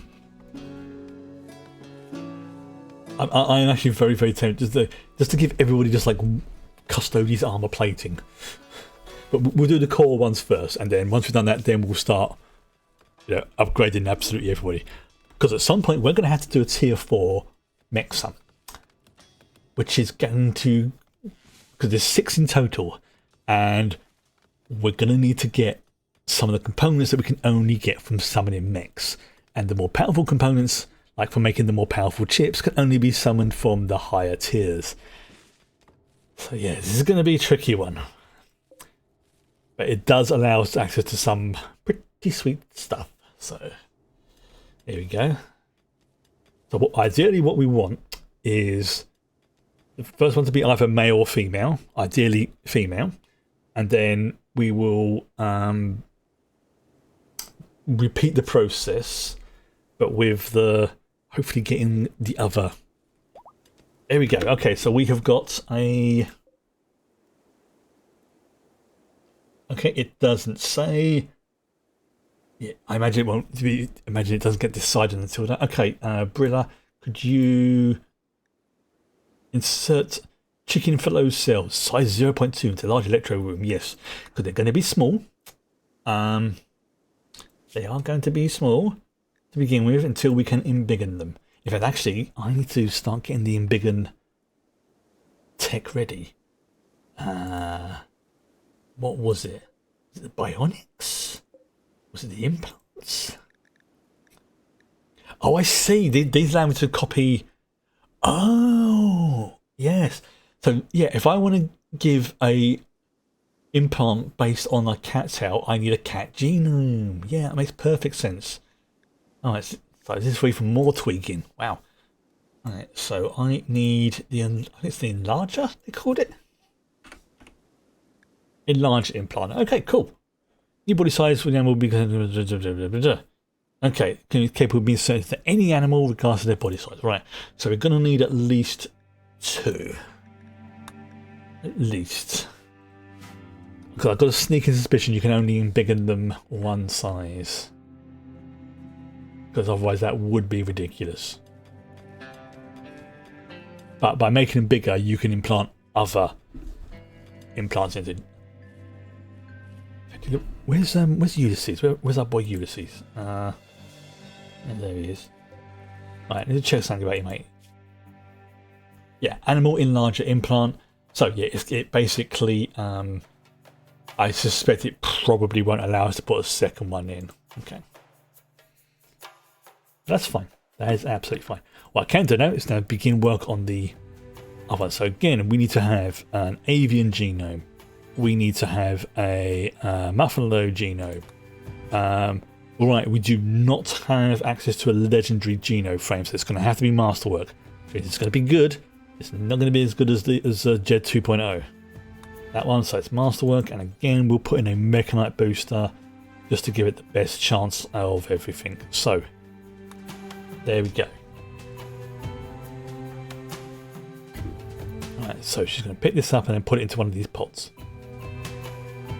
There we go.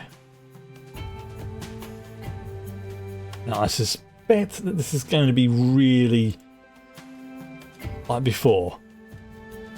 Yeah, this is going to be like it was before. There'll be like a tiny little dot, but as it gets bigger, we'll go on there, right?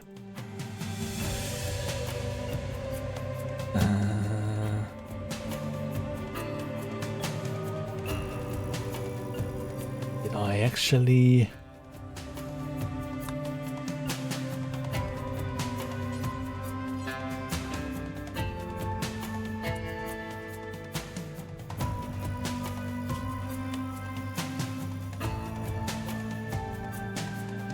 Did I not click on that correctly? Avian, let's try again.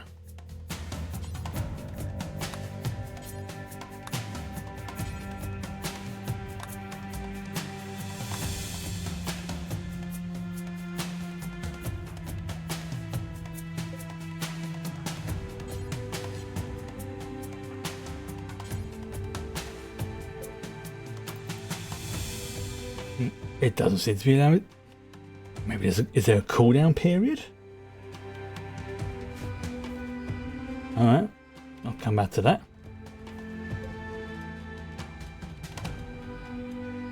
Right, okay, never mind.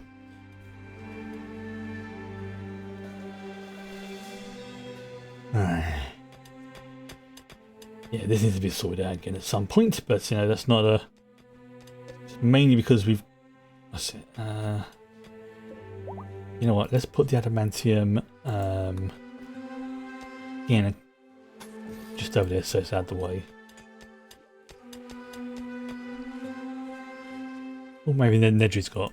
What are you up to? Oh, there you go. All right. So yeah, that's why nobody else was allowing me to work on it, because Nedry's like, I've got this. So of course, yeah, it's been prioritised, so nobody else could work on it, which makes sense.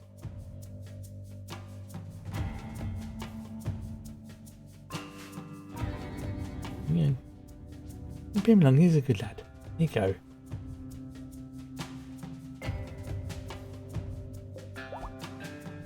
Right. So where's he off to? He's now off to... Alright, so yeah, he's working on that one fine. Excellent. I mean, he's doing exactly what I wanted to do. Right, let's have a look to see how this armour progress is going. You know, we're going to need almost... I mean, no, what's the point? I might as well make the Mechanator tier 4 thing now. Let's get it up and running. I see it. Tier 2. We can summon the tier 1 easily from our own thingy. So what I am going to do is I'm going to actually set up the rest of these so that they are... Because you use the tier 1 to summon the tier 1. Tier 2 to tier 2 and everything like that. So let's put it there.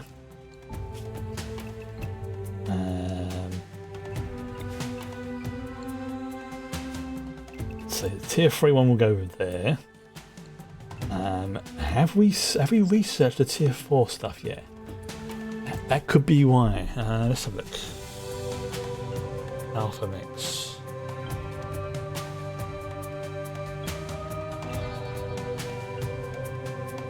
I don't know what it would come under. Maybe under main. But yeah, there's a lot of more things we got to do. A lot. The cosmic power armor and things like that. Yeah, we're a long way before we can do that. A long way. Look at that, some of those research ones are ridiculous for.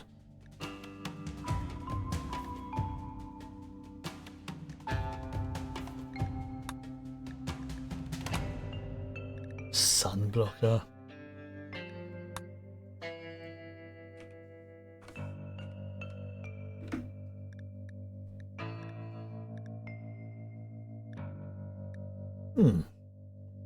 Alright, come back to that. It's gonna be a little while before we can summon them anyway.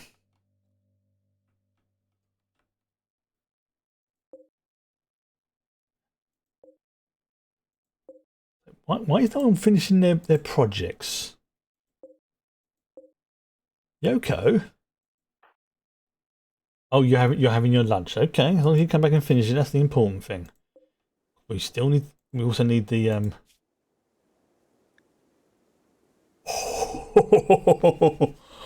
Oh, that is yeah, that's basically the Emperor's sword, or correction, a replica of the Emperor's sword. Yeah. It's a fine sword, but it is the true Emperor's sword, and its wielder are too important to leave Terra except.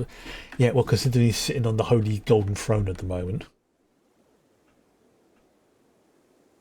In the lore, I mean.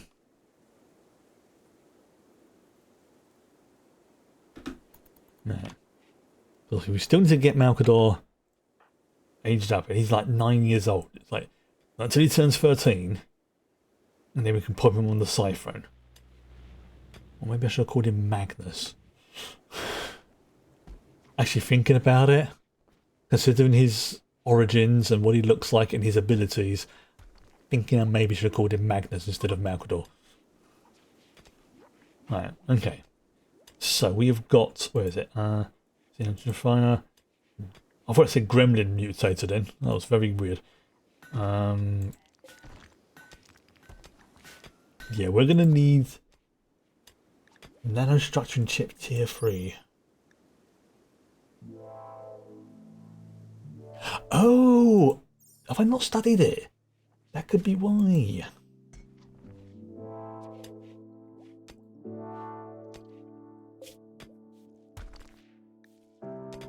Maybe it has.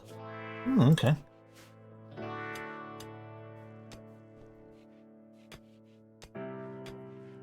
Huh. Let's try this. Maybe because it has to be on the.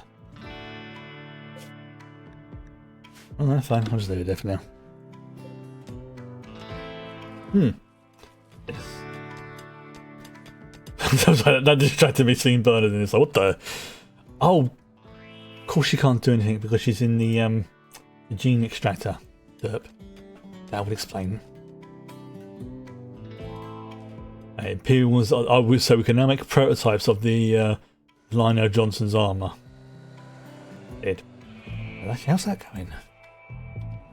Yeah, we've got a way to go. We've got a long way to go. Very long way to go. Yeah, these are all the research projects here. Some of them are locked because of just the way the game works. Some of them are technically uncraftable, but they're in the game like that so that they can be spawned for like quests and missions, sort of stuff.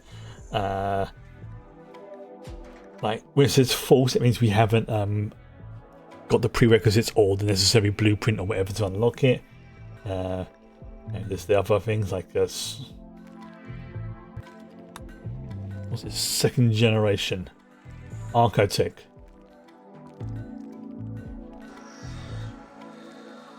So we need that to make the alloys. Oh god, yeah, this is where things get really, really silly.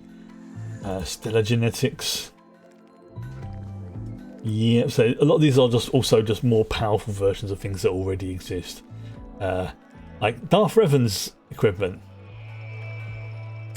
Apparently we need 999 tech prints to get that. It's like, yeah, you know what, that's not gonna happen. Not without cheating. Pushing the limits.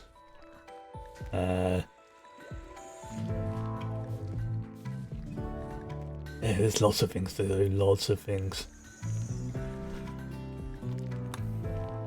Perfected food preparation. Nutrient processing inputs nutrients and nutrient paste for processing self-stable nutrient bars. So it's like a step below Replimat. Although to be fair, that was modded in stuff. So, where did this come from? And what are you working on, Dodsey? You are working on one of that. Now, is it here that I said for the region? Oh, it's that one. Okay. Yeah. Right. Okay, so that's going on there. It might be worth we're looking to making another Android soon. Oh, there we go. It's really, really freaking small. But if you look at just where the tip of the cursor is, you can see there's like a little blob of stuff floating around in that electro room. Just a little blob. Yeah, it's a little blob.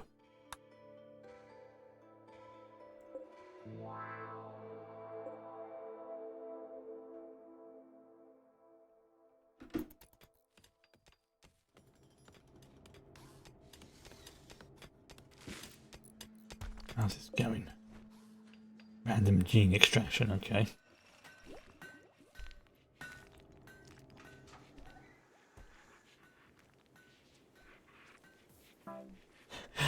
Honestly, that Custodian's armor does look good, but it also looks a bit weird because it's just a chest plate.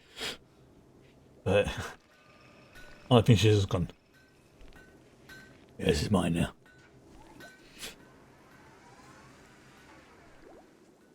Right. Where's Nedry gone? Where's our Nedry boy? Where is he? Where's he off to? So he's not carrying a gear. Why is nobody working on...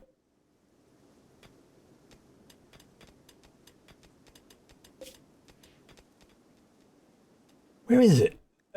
Have I just randomly lost another avian genome?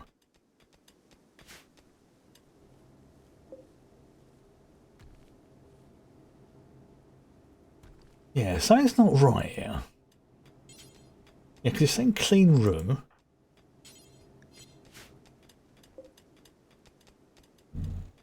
Yeah, has it just failed or something?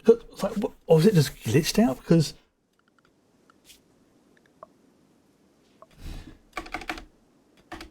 I saw it going in the bloody thing.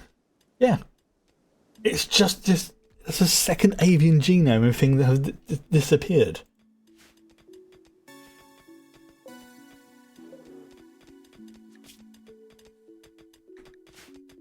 Sure, it's not in here. Okay. Sounding glitchy. Yeah, I think. I say the first one I think may have been my fault. I won't deny that, because I did legitimately have one of these things at too high a temperature. So, like I say, that first one could have been my fault. And in the process of going from here to here, it's just like it was enough to tick it over to failing. But for a second one to do that, there's definitely been a glitch. If that happens and it doesn't return in whatever, I think that will be another one I will cheat back in. No, because that ain't fair that something just disappears because yeah, we've also lost the Mechanite booster as well. And you can only get those from doing quests and things like that. So I will give it a little time in case it is something that's like, like maybe like Jade's carrying it or something. Like, I don't know. Actually, just look at her gear. No, she's not there. She's checking Brillo in case she's got it. No. Joe had it before, so let's just check. Yeah, she's got no gear apart from what she's wearing. So I'll probably just do that over the weekend, just like get a second one going. But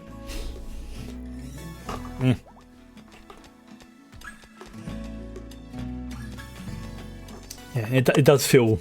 I say it does feel like a glitch, but weird things have happened before. And so we'll see what gene gets extracted from Jade.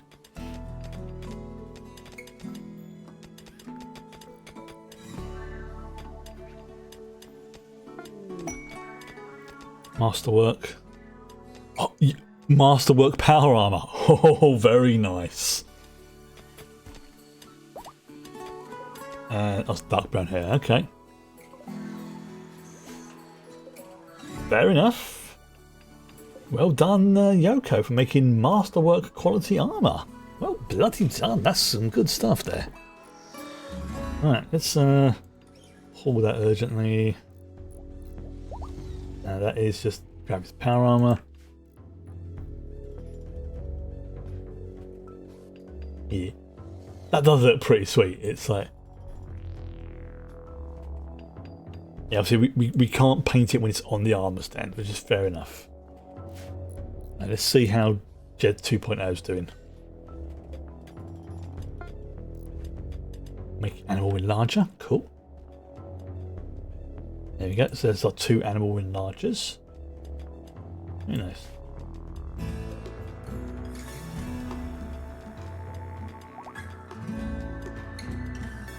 How long did it?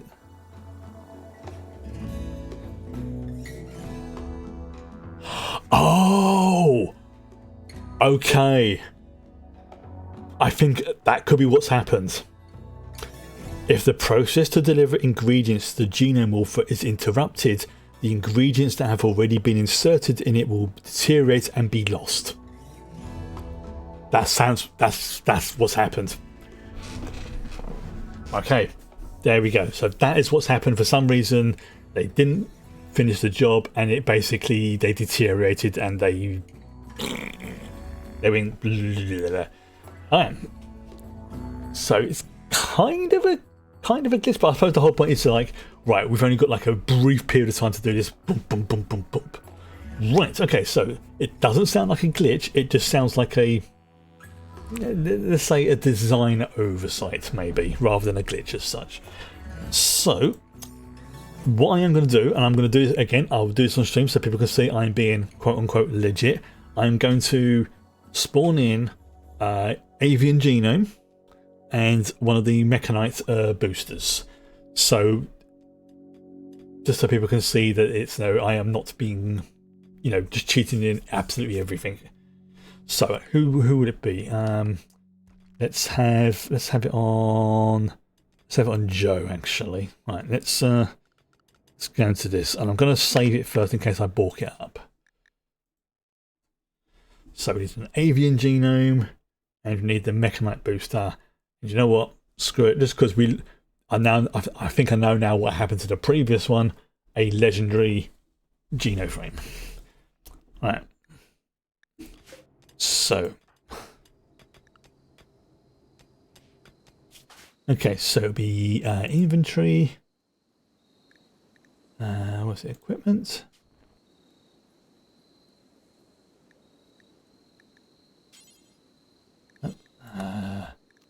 Inventory. Here we go. Right. Alright, so Genoframe legendary. Pop in one of those. Okay, so then we also then go with what is it? An avian genome. There you go.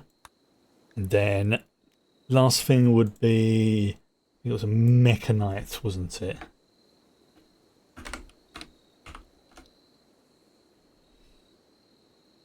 Mechanite, oh no, it was a booster. Let's go with booster because there's lots of mechanite stuff. Okay.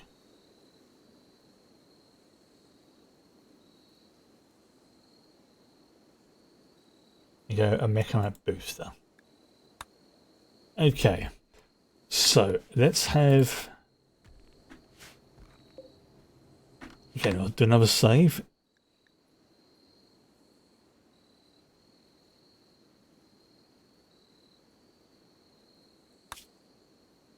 So I think if it's when it's glitches, I think that's a few people have said before, like if you're creating something and it just really glitches out because hundreds of mods that are out there, that a legit cheaty way of doing it is to spawn in the item and then delete the older item, sort of thing. So if we happen to get another avian genome or mechanite booster or legendary other thing, I will basically have them destroyed, so that it balances the books, as it were. So let's gear this up. Let's do this again. So we have. Oh, she has to carry it to the. She has to carry it to the thing, doesn't she? Right. Okay.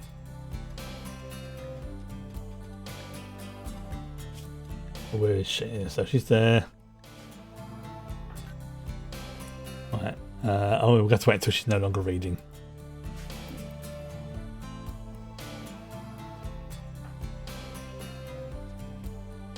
Stop. Okay, so let's get over. Let's get about over here. These books are coming really handy, right? So we'll drop.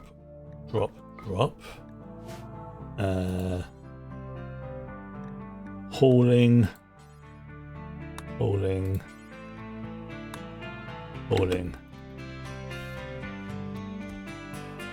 Okay, and then.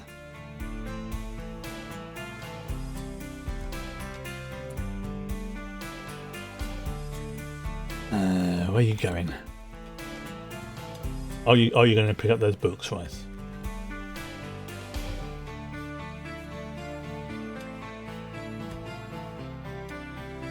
Going from Genome frame to hauling inventory. Okay, so she's going to pick up these blocks because she's just happening in that direction.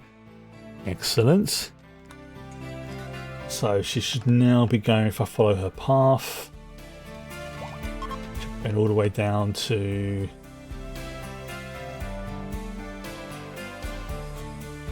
Wait for it, don't glitch again. I'm really freaking thirsty today. Right, so yeah, that was then drop everything in here. Right, okay, so we'll wait until she has done that, and then we will work on the other abomination. So we have two. Like I say, ideally, whichever one's born first, be it male or female, we want the opposite for the second one. So we can basically have we'll probably put them in this area here, so they have their own little own little area. In fact, actually, what I'm going to do, I'm going to make a few more of these. Yeah,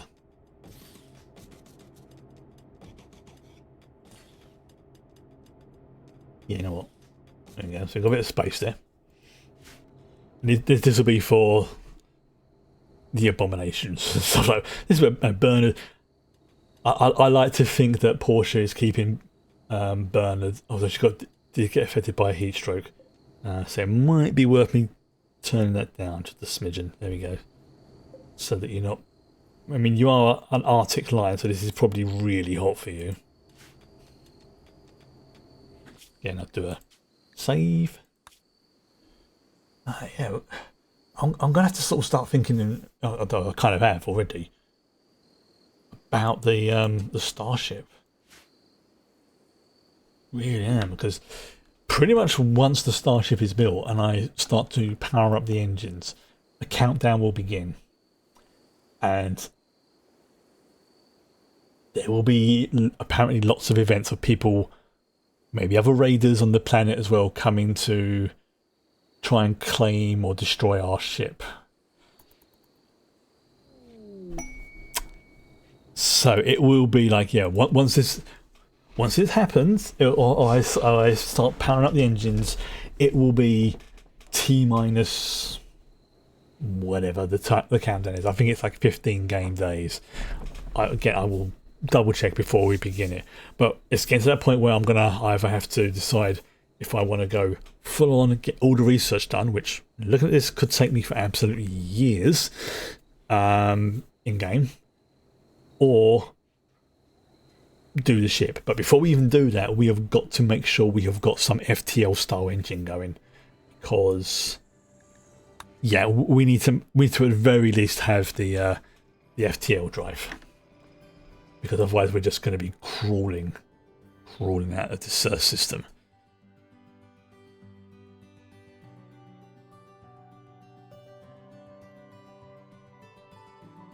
That's the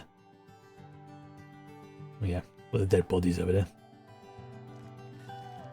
I still find it amusing that this fueled stove, in terms of both placement and what it was made from, this has been here since pretty much the first month, maybe even the first week of this colony. It has not been upgraded. It's not been moved. Oh, there's a rogue trader. Nice. This is like one of the original like founding block. Hell, this room has been rebuilt around it, but this thing, this fuel stove, it's been there since basically day one. Right, let's have let's have Nuna and do our the giraffe traders. Interesting name. But, you know, I'm not judging.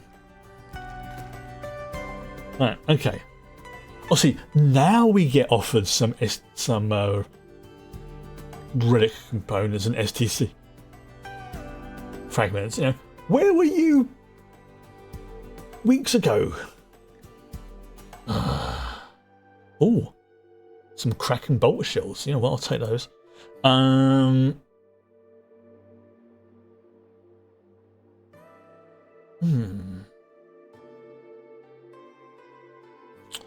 Okay. I mean, they're selling gear, but it's the gear that I'm basically making right now.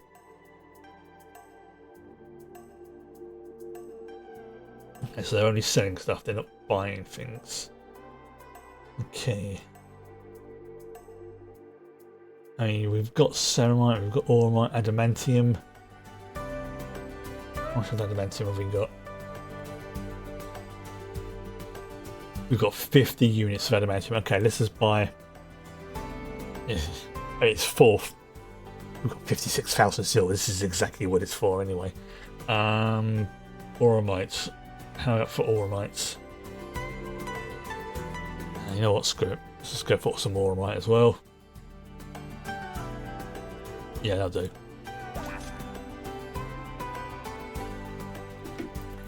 Here comes our stuff. Almost hit one of our own drones. Thanks for that. Got some Kraken ammo.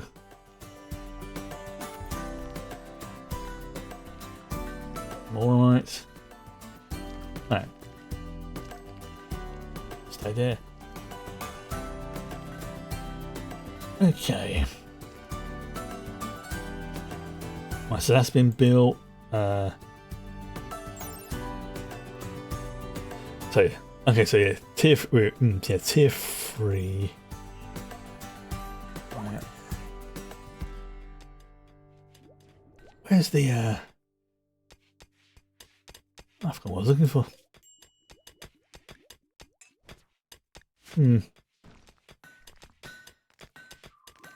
Oh, what's the point? Is there possible quest? Oh, there is. Right, okay. Oh, Sil, you're closer. Maybe you can do some trading. The Astra Militarum. Oh, one of them's got a duck. A duck.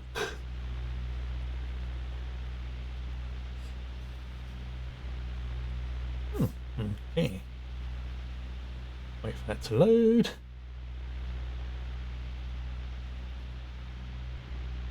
Because it's a. These ones always take time for some reason. Come on. Come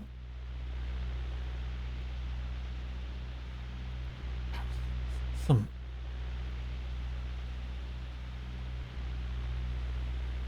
There's probably going to be a large trade list. There you go. Corpse storage. Oh, no thank you. Right, let's see. What can we got? What can we sell? Sell dark brown hair genome. Ancient skull.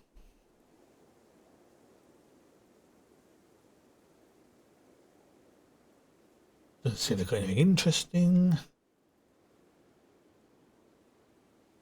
No, this is all.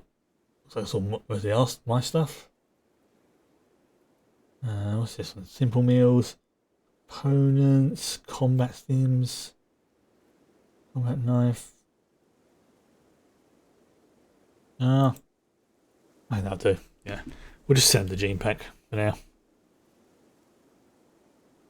Nothing that's like make me go, ooh, we need that. No. But you know, trader is not willing to buy this. Really am thirsty.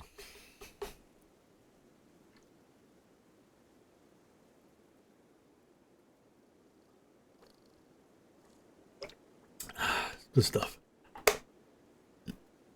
Pardon me. I do apologise. Come on, game. Come on. Cute. Right, what I'll do is I'll sense. There you go. Speed things up a little bit. Okay, let's see how Jed 2.0 is doing. Jed Junior. Oh, not doing too bad.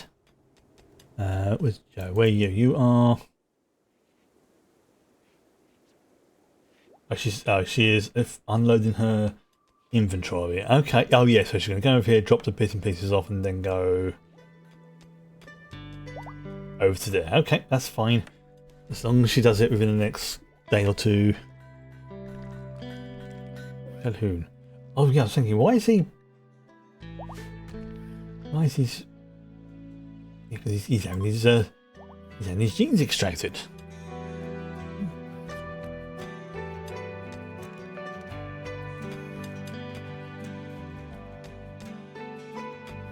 Actually, what is his genome?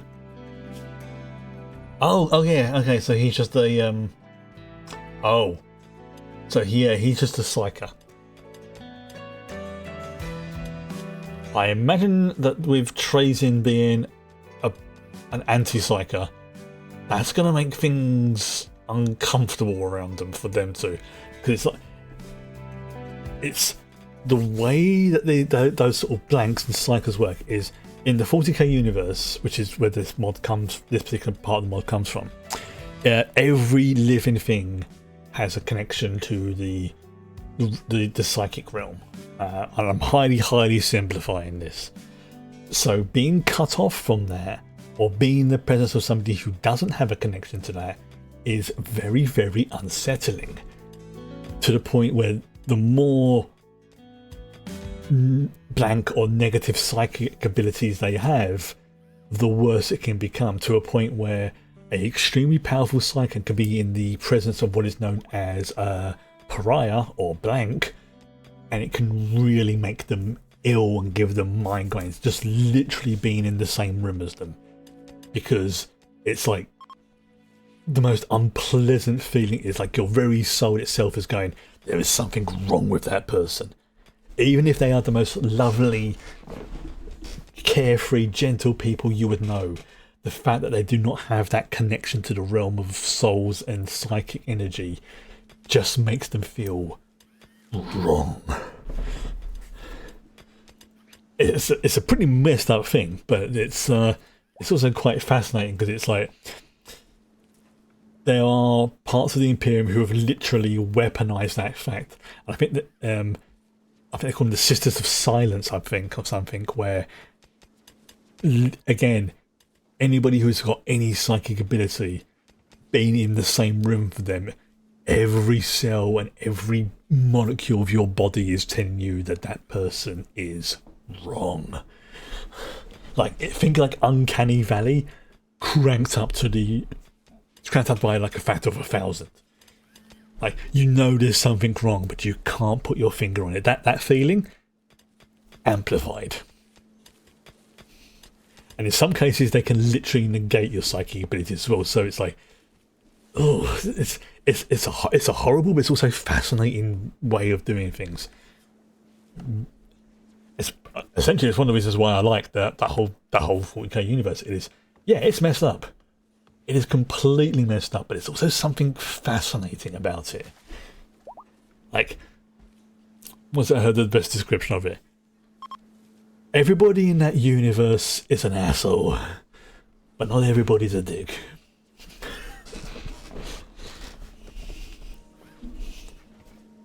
Because it's like, again, it's like basically it's like a feedback loop. Because people are nasty, it creates feedback into the psychic realm, which in turn makes it's basically one. I mean, yes, I know it's basically a reason to explain why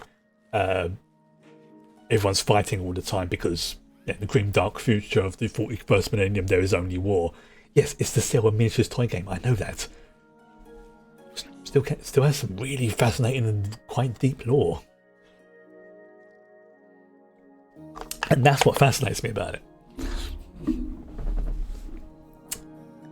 And the fact that over the last sort of decade or so, 10, 15 years, they have actually made an effort to, sometimes better than others, but they have actually made an effort to actually have the lore there, because they realise, one, it helps to guide the production of the games, two, they can use it to, and a bit cynically, yeah, it's hard to tell if the bad guys or the bad guys are the bad guys. Yeah, that's basically putting it here.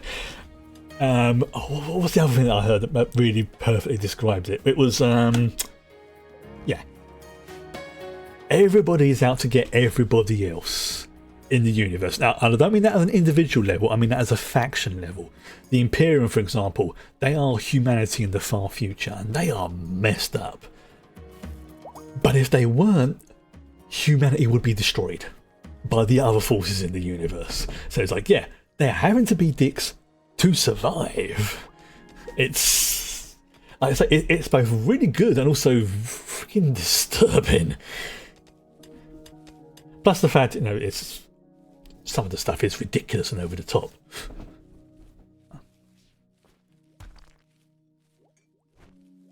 Yeah, what's it? It's like someone's trying to think of, because it's yeah, there's bad guys, and then there's bad guys. Although, I will say, and some people would agree with me, some people might not, there is probably only one faction who is technically having a good time right now in the 40k universe.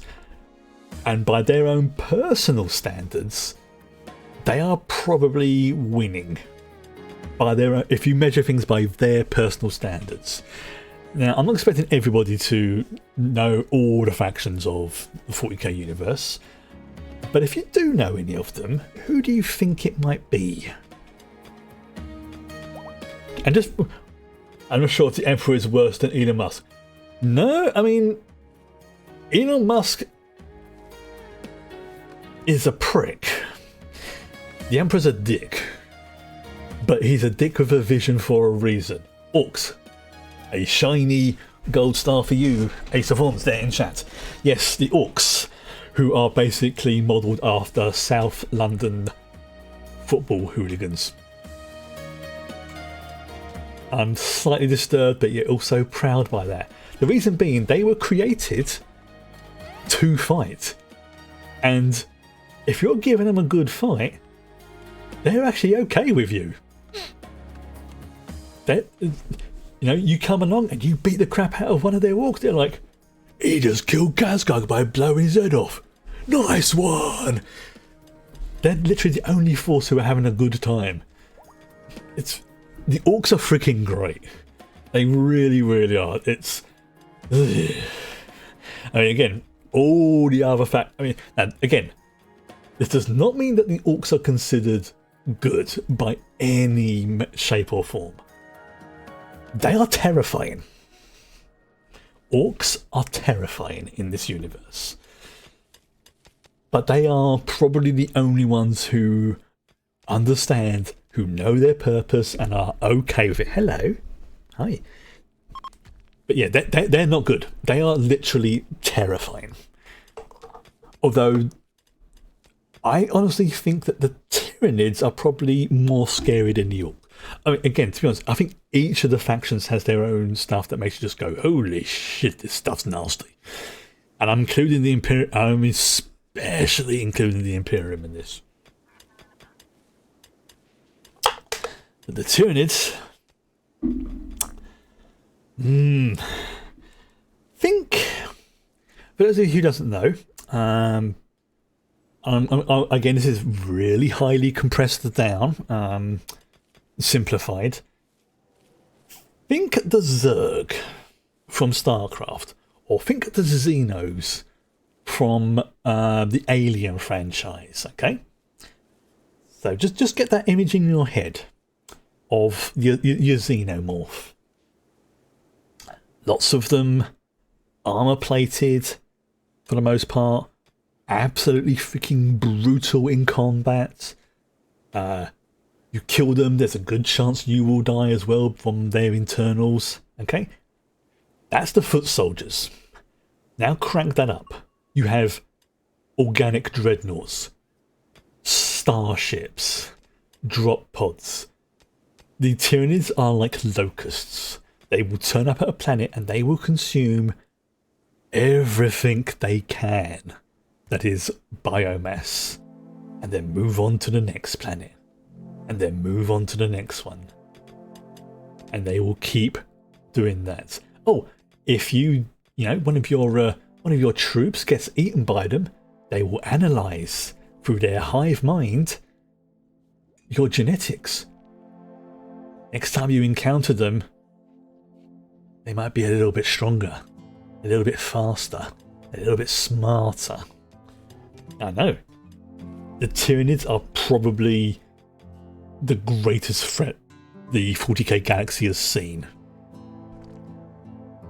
But even they're not the worst. And it just keeps scaling and scaling and going up. Seriously, it is a ridiculous thing. And I know 100% that the reason why they do it is to sell miniatures for a tabletop fighting game. I know that. My first job was at Games Workshop. Also one of the reasons why I love all this stuff as well. Literally, my first job was at a Games Workshop store. I absolutely freaking loved it.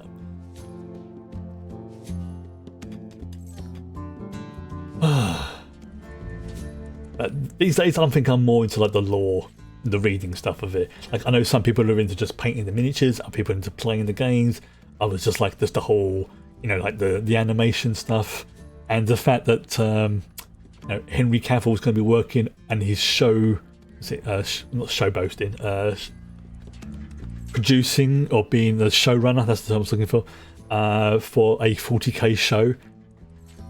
I am optimistic about that because Mr. Cavill is a big 40k nerd as well. Like, he is a really big 40k nerd. It's oh, there we go. Look at that! Look at that! That looks so cool. Okay. Genetics lab, excellent. So yeah. He is a big 40k nerd to the point where he actually turned up in one of the stores, and a lot of people are like, no, he just. This one of those dudes just looks like Henry Cavill, and it's like, nope. And this was like when he was like before he got to be reasonably famous, like in Superman and you know, the Witcher series. Don't even get me started on that. Okay, so how far away is this? Oh, that's weird because okay, let's send our custodies. Let's send her to. Let's send her to that. Seeing these things slowly get put on here, this is freaking pleasing me. But let's just say that I think if I did meet him, Mr. Cavill, I think I'd get on quite well with him. There we go. Right, okay, so Brilla, we're going to send you to that genetics lab. And you know what? What's got the Ooh, do we take the drop pod or do we? No, that needs like about 4 people to take off. Yeah, let's take her in the Valkyrie. There we go. Also, remember to open the doors, even though it does sort of fly over. Okay. Oh, you just farted, cat. How dare you? I think this will be one of those ones that we'll go there and have a look and see what there is there. So, boom. Okay, so we will launch. And here it is.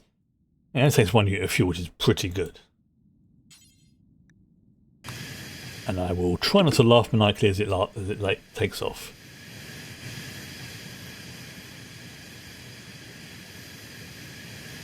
There you go. It just sort of flies out.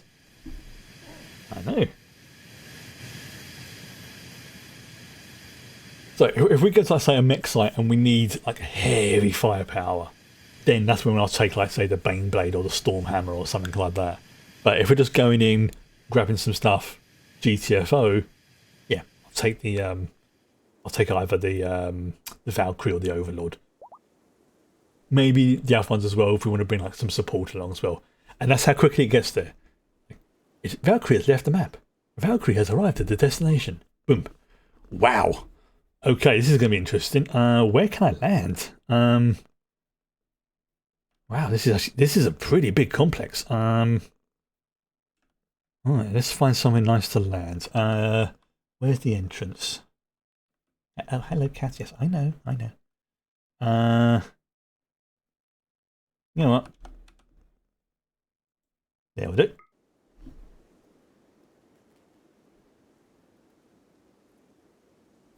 It legitimately takes longer for this thing to land than it does to actually traverse to where it's going.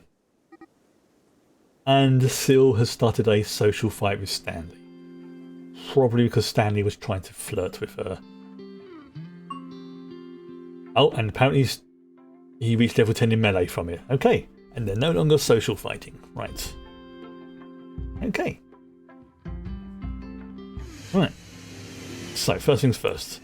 Let's actually just break down one of these walls. I know, will you stop doing that, cat?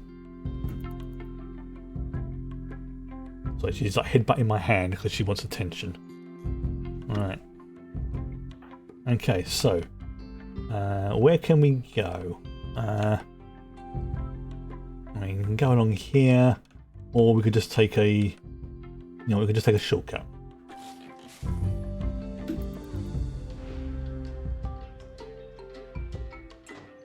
Alright, so let's have a look. Let's have a look in here. Come on, Brilla, in you go. Oh, Brilla. Thank you. There's time to register, but come on. Don't be silly. Right, what in there? There is the regular Geneome frame, okay.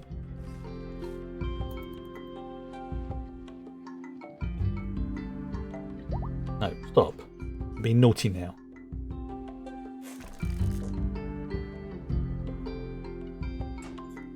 Okay, there you go. If you want head rubs, you ask nicely. Oh, what was that? Oh, a bearer dial. Oh dear. DNA storage. Oh, this might be interesting to bring back. Bring back. Alright. So, yeah, sometimes some of the rare stuff can only be found in this, but we have to explore first of all. Is that biologist? No, yeah. That is a tinkering table. What's that there? That's an immuno booster. Okay, let's have a continue exploring because there's a lot on this map actually, surprisingly. Once we've fully explored it, we can then like send them back to gather everything up.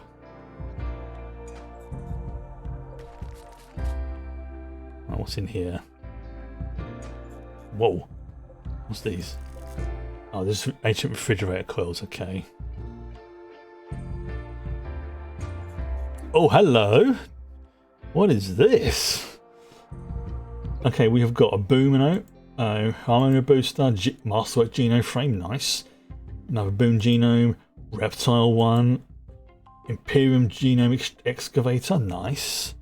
Controller, Feline one, Alpha Genome Frame, and an Avian one. Oh, brilliant! We could have done with that, but never mind. Okay, let's see what else there is. Just in case there is anything really, really interesting. We also need to find like other. Oh, creature attached from Electro Room. Oh, Jed 2.0 has been born. Right. Oh, Mechanite Booster. Yes, we will claim that. You know what? Let's very quickly go back to this. Where is it? Where's There we go. Female one. Okay. Not sure the builders of this place really understand dolls. No, they probably don't. They probably don't. Right. Okay. So yeah, we're gonna call this one Jed Junior. There we go. Okay. So this is a female chicken fellow. Right. So Jed, you may be dead, but your genetics live on, sort of, in a hybrid creature. Legendary. Right. Right, what's in here? There's a lot of good stuff here for the thing there. Like, okay,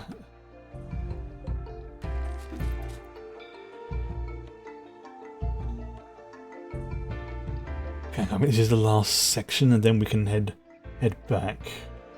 Oops, no, I'm shipping there actually.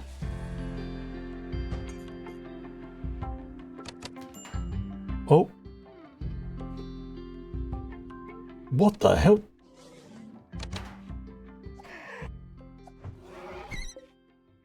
A spider cat. Whoa! Oh, that did a lot of damage.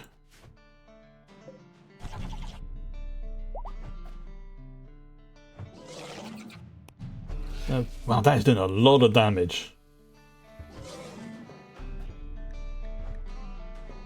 Oh, she's also hungry as well. Right, okay, that's fair enough. Mechanoid chip, yep.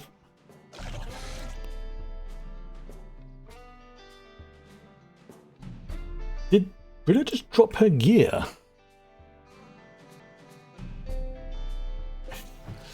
Yeah, she did. Why?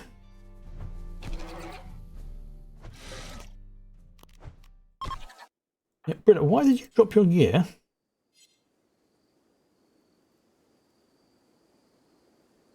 And now you're sleeping. Okay. Alright, well, fair enough. Oh! I've been looking for one. I said there was something that we needed to create like an arc centipede. This is one of the things I've been looking for. This is one of the things I have been looking for. This is like the ultimate end goal for all this particular genome mod. So we need to bring that with us. Okay.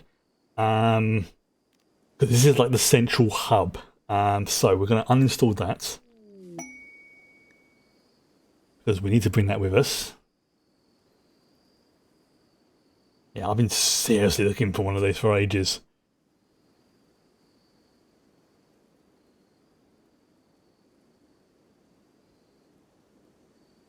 How are you doing? How's your health? Apparently says her right arm's been destroyed. How? The confidence of a custodian to sleep where you are. Yeah, apparently her left arm, right arm, and left leg has been destroyed. That does not make sense. Apparently incapable of manipulation. Okay. How? How did she? Oh, right. Okay, right. I think I know what this is to do. Right. Okay. I think we have to send her back to the thing. Right. Okay.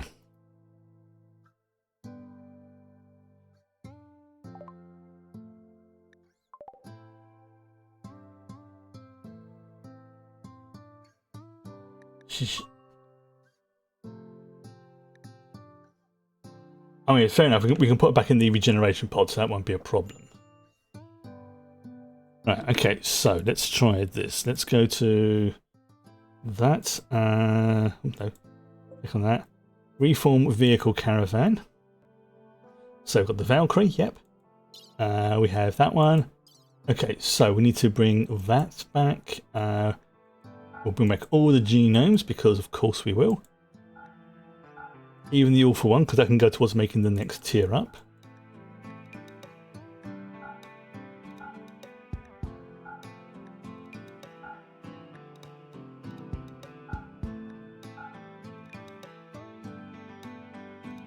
Where is it?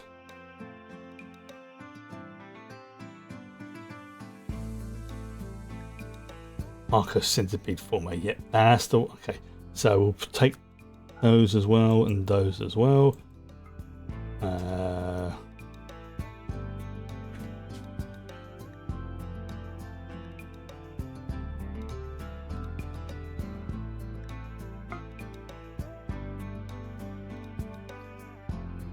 Okay.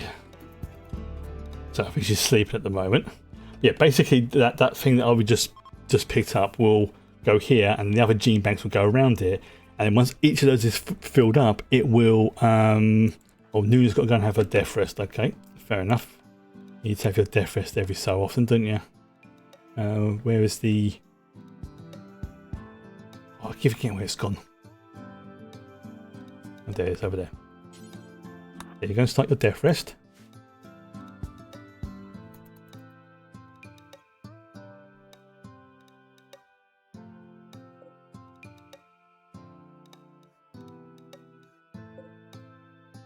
Okay, so yes, once she's no longer sleeping.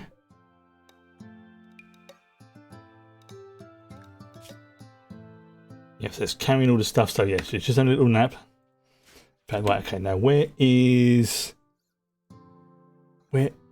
our oh, there's Jed Jr. Right, okay. So I think what we need to do is whole body animal controller. Right, okay, so that's that one. Now I'm gonna wait until they've grown up a little bit, and then we'll install the Imbiginator device. But yeah, it's looking like that. When trying to make the second one, it's just disappeared. Yeah, the items to do that have just gone again. They keep disappearing. And you saw when you add them in.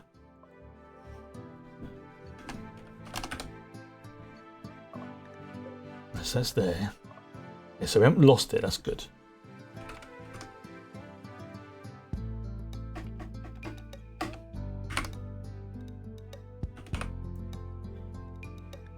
Yeah, and yeah, so you got we've just lost yeah, we've lost the genome frames again. That's got to be a glitch. That's for it to happen like almost 3 times now. Yeah, there's some weird glitch going on.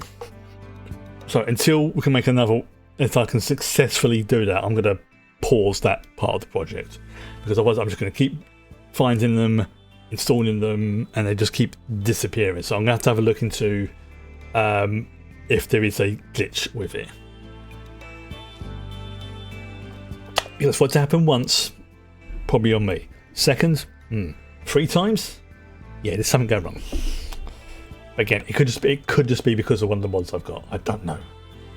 And Jed, why are you sleeping there when you've got a perfectly good little nest there? Yeah, I mean, it's easy enough to fix, but at the same time, it's more annoying as well. So, very, very annoying. Like this whole thing with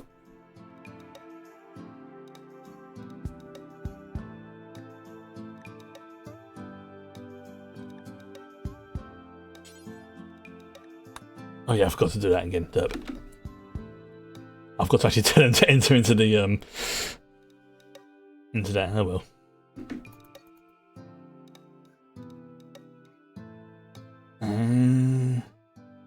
Why is it taking Why is it taking a third of the day when you've got a plane?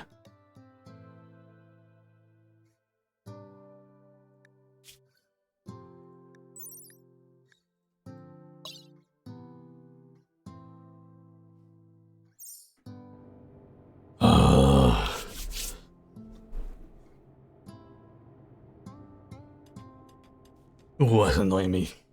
Oh, no, that's somebody else. Yeah, why?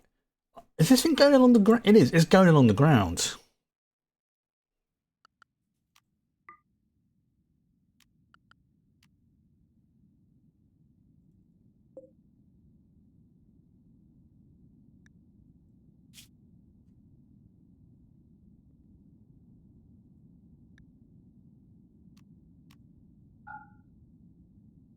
Yeah, it's saying a third of a day to get there. No, it should take like less than a minute.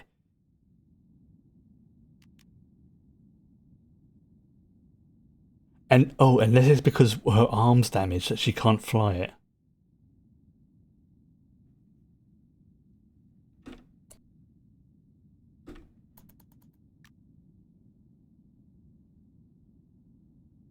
I don't know. Yeah, because it is moving. Yeah, see, it is moving. It's just moving very, very slow. The only thing I think of is because of the... She's like lost her leg or something, so she can't fly it properly. She can only drive it, sort of thing. Oh, it's heading back there anyway, so it just means it's going to take a bit longer. Okay.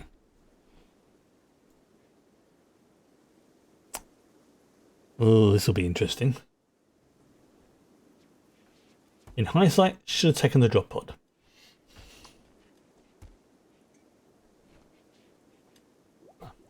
She should not have had her, you know. She was wearing the custodian's armor. I think she was.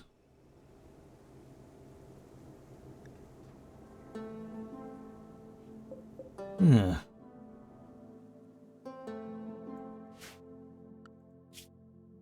Yeah, see, it is slowly moving. It's just, it's obviously, it's going by the road for some reason. Sure I hit the launch button. Obviously I didn't. Is there no battle log? There might be. Where's it? Under messages, I think.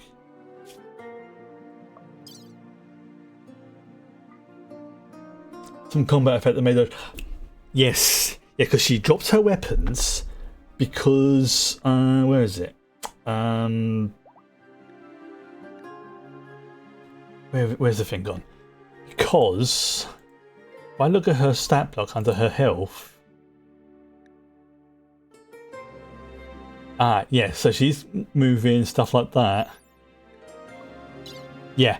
Her left arm and her right arm and her left leg got destroyed in the combat. So that would probably explain why she's not flying the thing back, because she's practically having to drive this thing with her right foot. Which would also explain why she dropped her weapons. Because she had no arms. Yeah.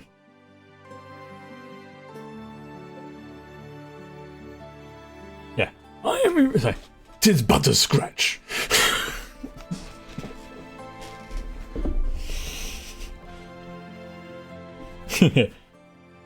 Alright, I'll call it a draw. She is the Black Knight from Monty Python. Hello. I know you're a pain in the butt though. Alright. So, this is gonna be interesting. Because obviously she's having to drive the Valkyrie back, not fly it. She is now officially the Black... Yeah, exactly. I'm hoping the regenerator pod can regenerate her arms and leg. If not, she's gonna get some bionics, which will be funny, absolutely hilarious if that doesn't work. Hello, you are being very purry tonight. Oh, it's 8:30. That's why. Okay.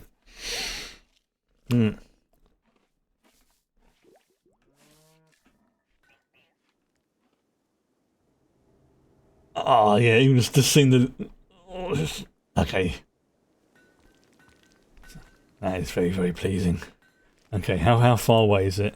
Oh, it's getting close. She's getting close. Okay, this is pretty impressive if she's managed to drive this, piece of quite high tech all the way back with just her right foot while still living and dealing with all the gear and everything else as well. Caravan arrived at New Vegas.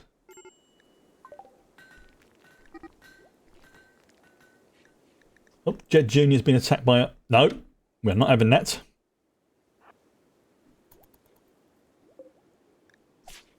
Rilla, where are you? Okay, so she's had to park it there. Right, okay, Malcador, could you,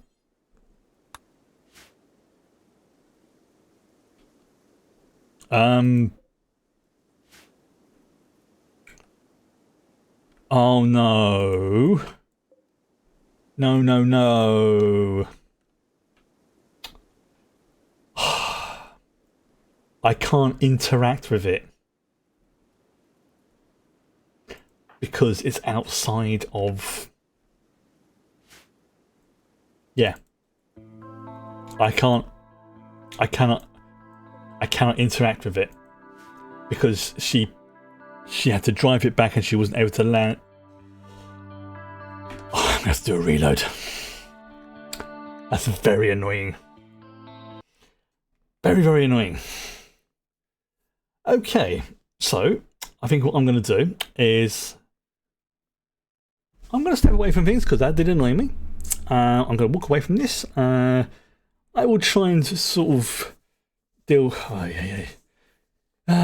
This game is both the bane of my life and one of the biggest enjoyments I've had. But, I mean, at the same time, it was pretty funny. She had to drive it all the way back, but because she couldn't fly it, she couldn't land it, and because she couldn't land it, it had to land in the outside. Because it's landed in the outside, I can't interact with it. So, just make sure this save has gone alright, and then, I know, I love you too. I think I'm going to call it a night. Oh, excuse me, very gassy tonight. So, yes, tomorrow, on the Bring Your Own Copy watch-along reaction, we are starting the watch-alongs with the Star Trek films, starting with the motion picture, the original. It was like, when did that come out, the motion picture?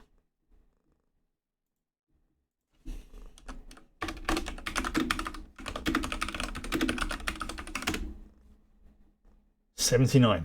So yeah, 1979, Star Trek. Okay.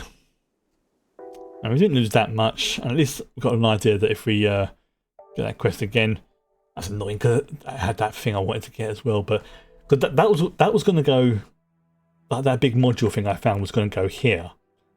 See, look, Jed Jr. is not even in birth yet, so yeah, the thing was going to go there. So it looks like we've got the have we got the avian pack back? No, it doesn't look like it. Let's check. I know we've got the avian genome. Okay, so good news. We did get the other ones back. The other stuff, so we can make the other chicken muffalo thing. So I'll try and do that over the weekend, but okay, you know what? This is the game's way of telling me just to go and relax. You had a long day. You've got another long day coming up tomorrow. It's going to be another one of those important days. Just go and chill. And that's what I plan to do, because I am thirsty a second. I need to have another drink. So, yeah.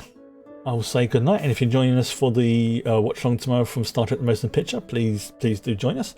If not, have a good weekend. And I'll see you soon. Bye-bye.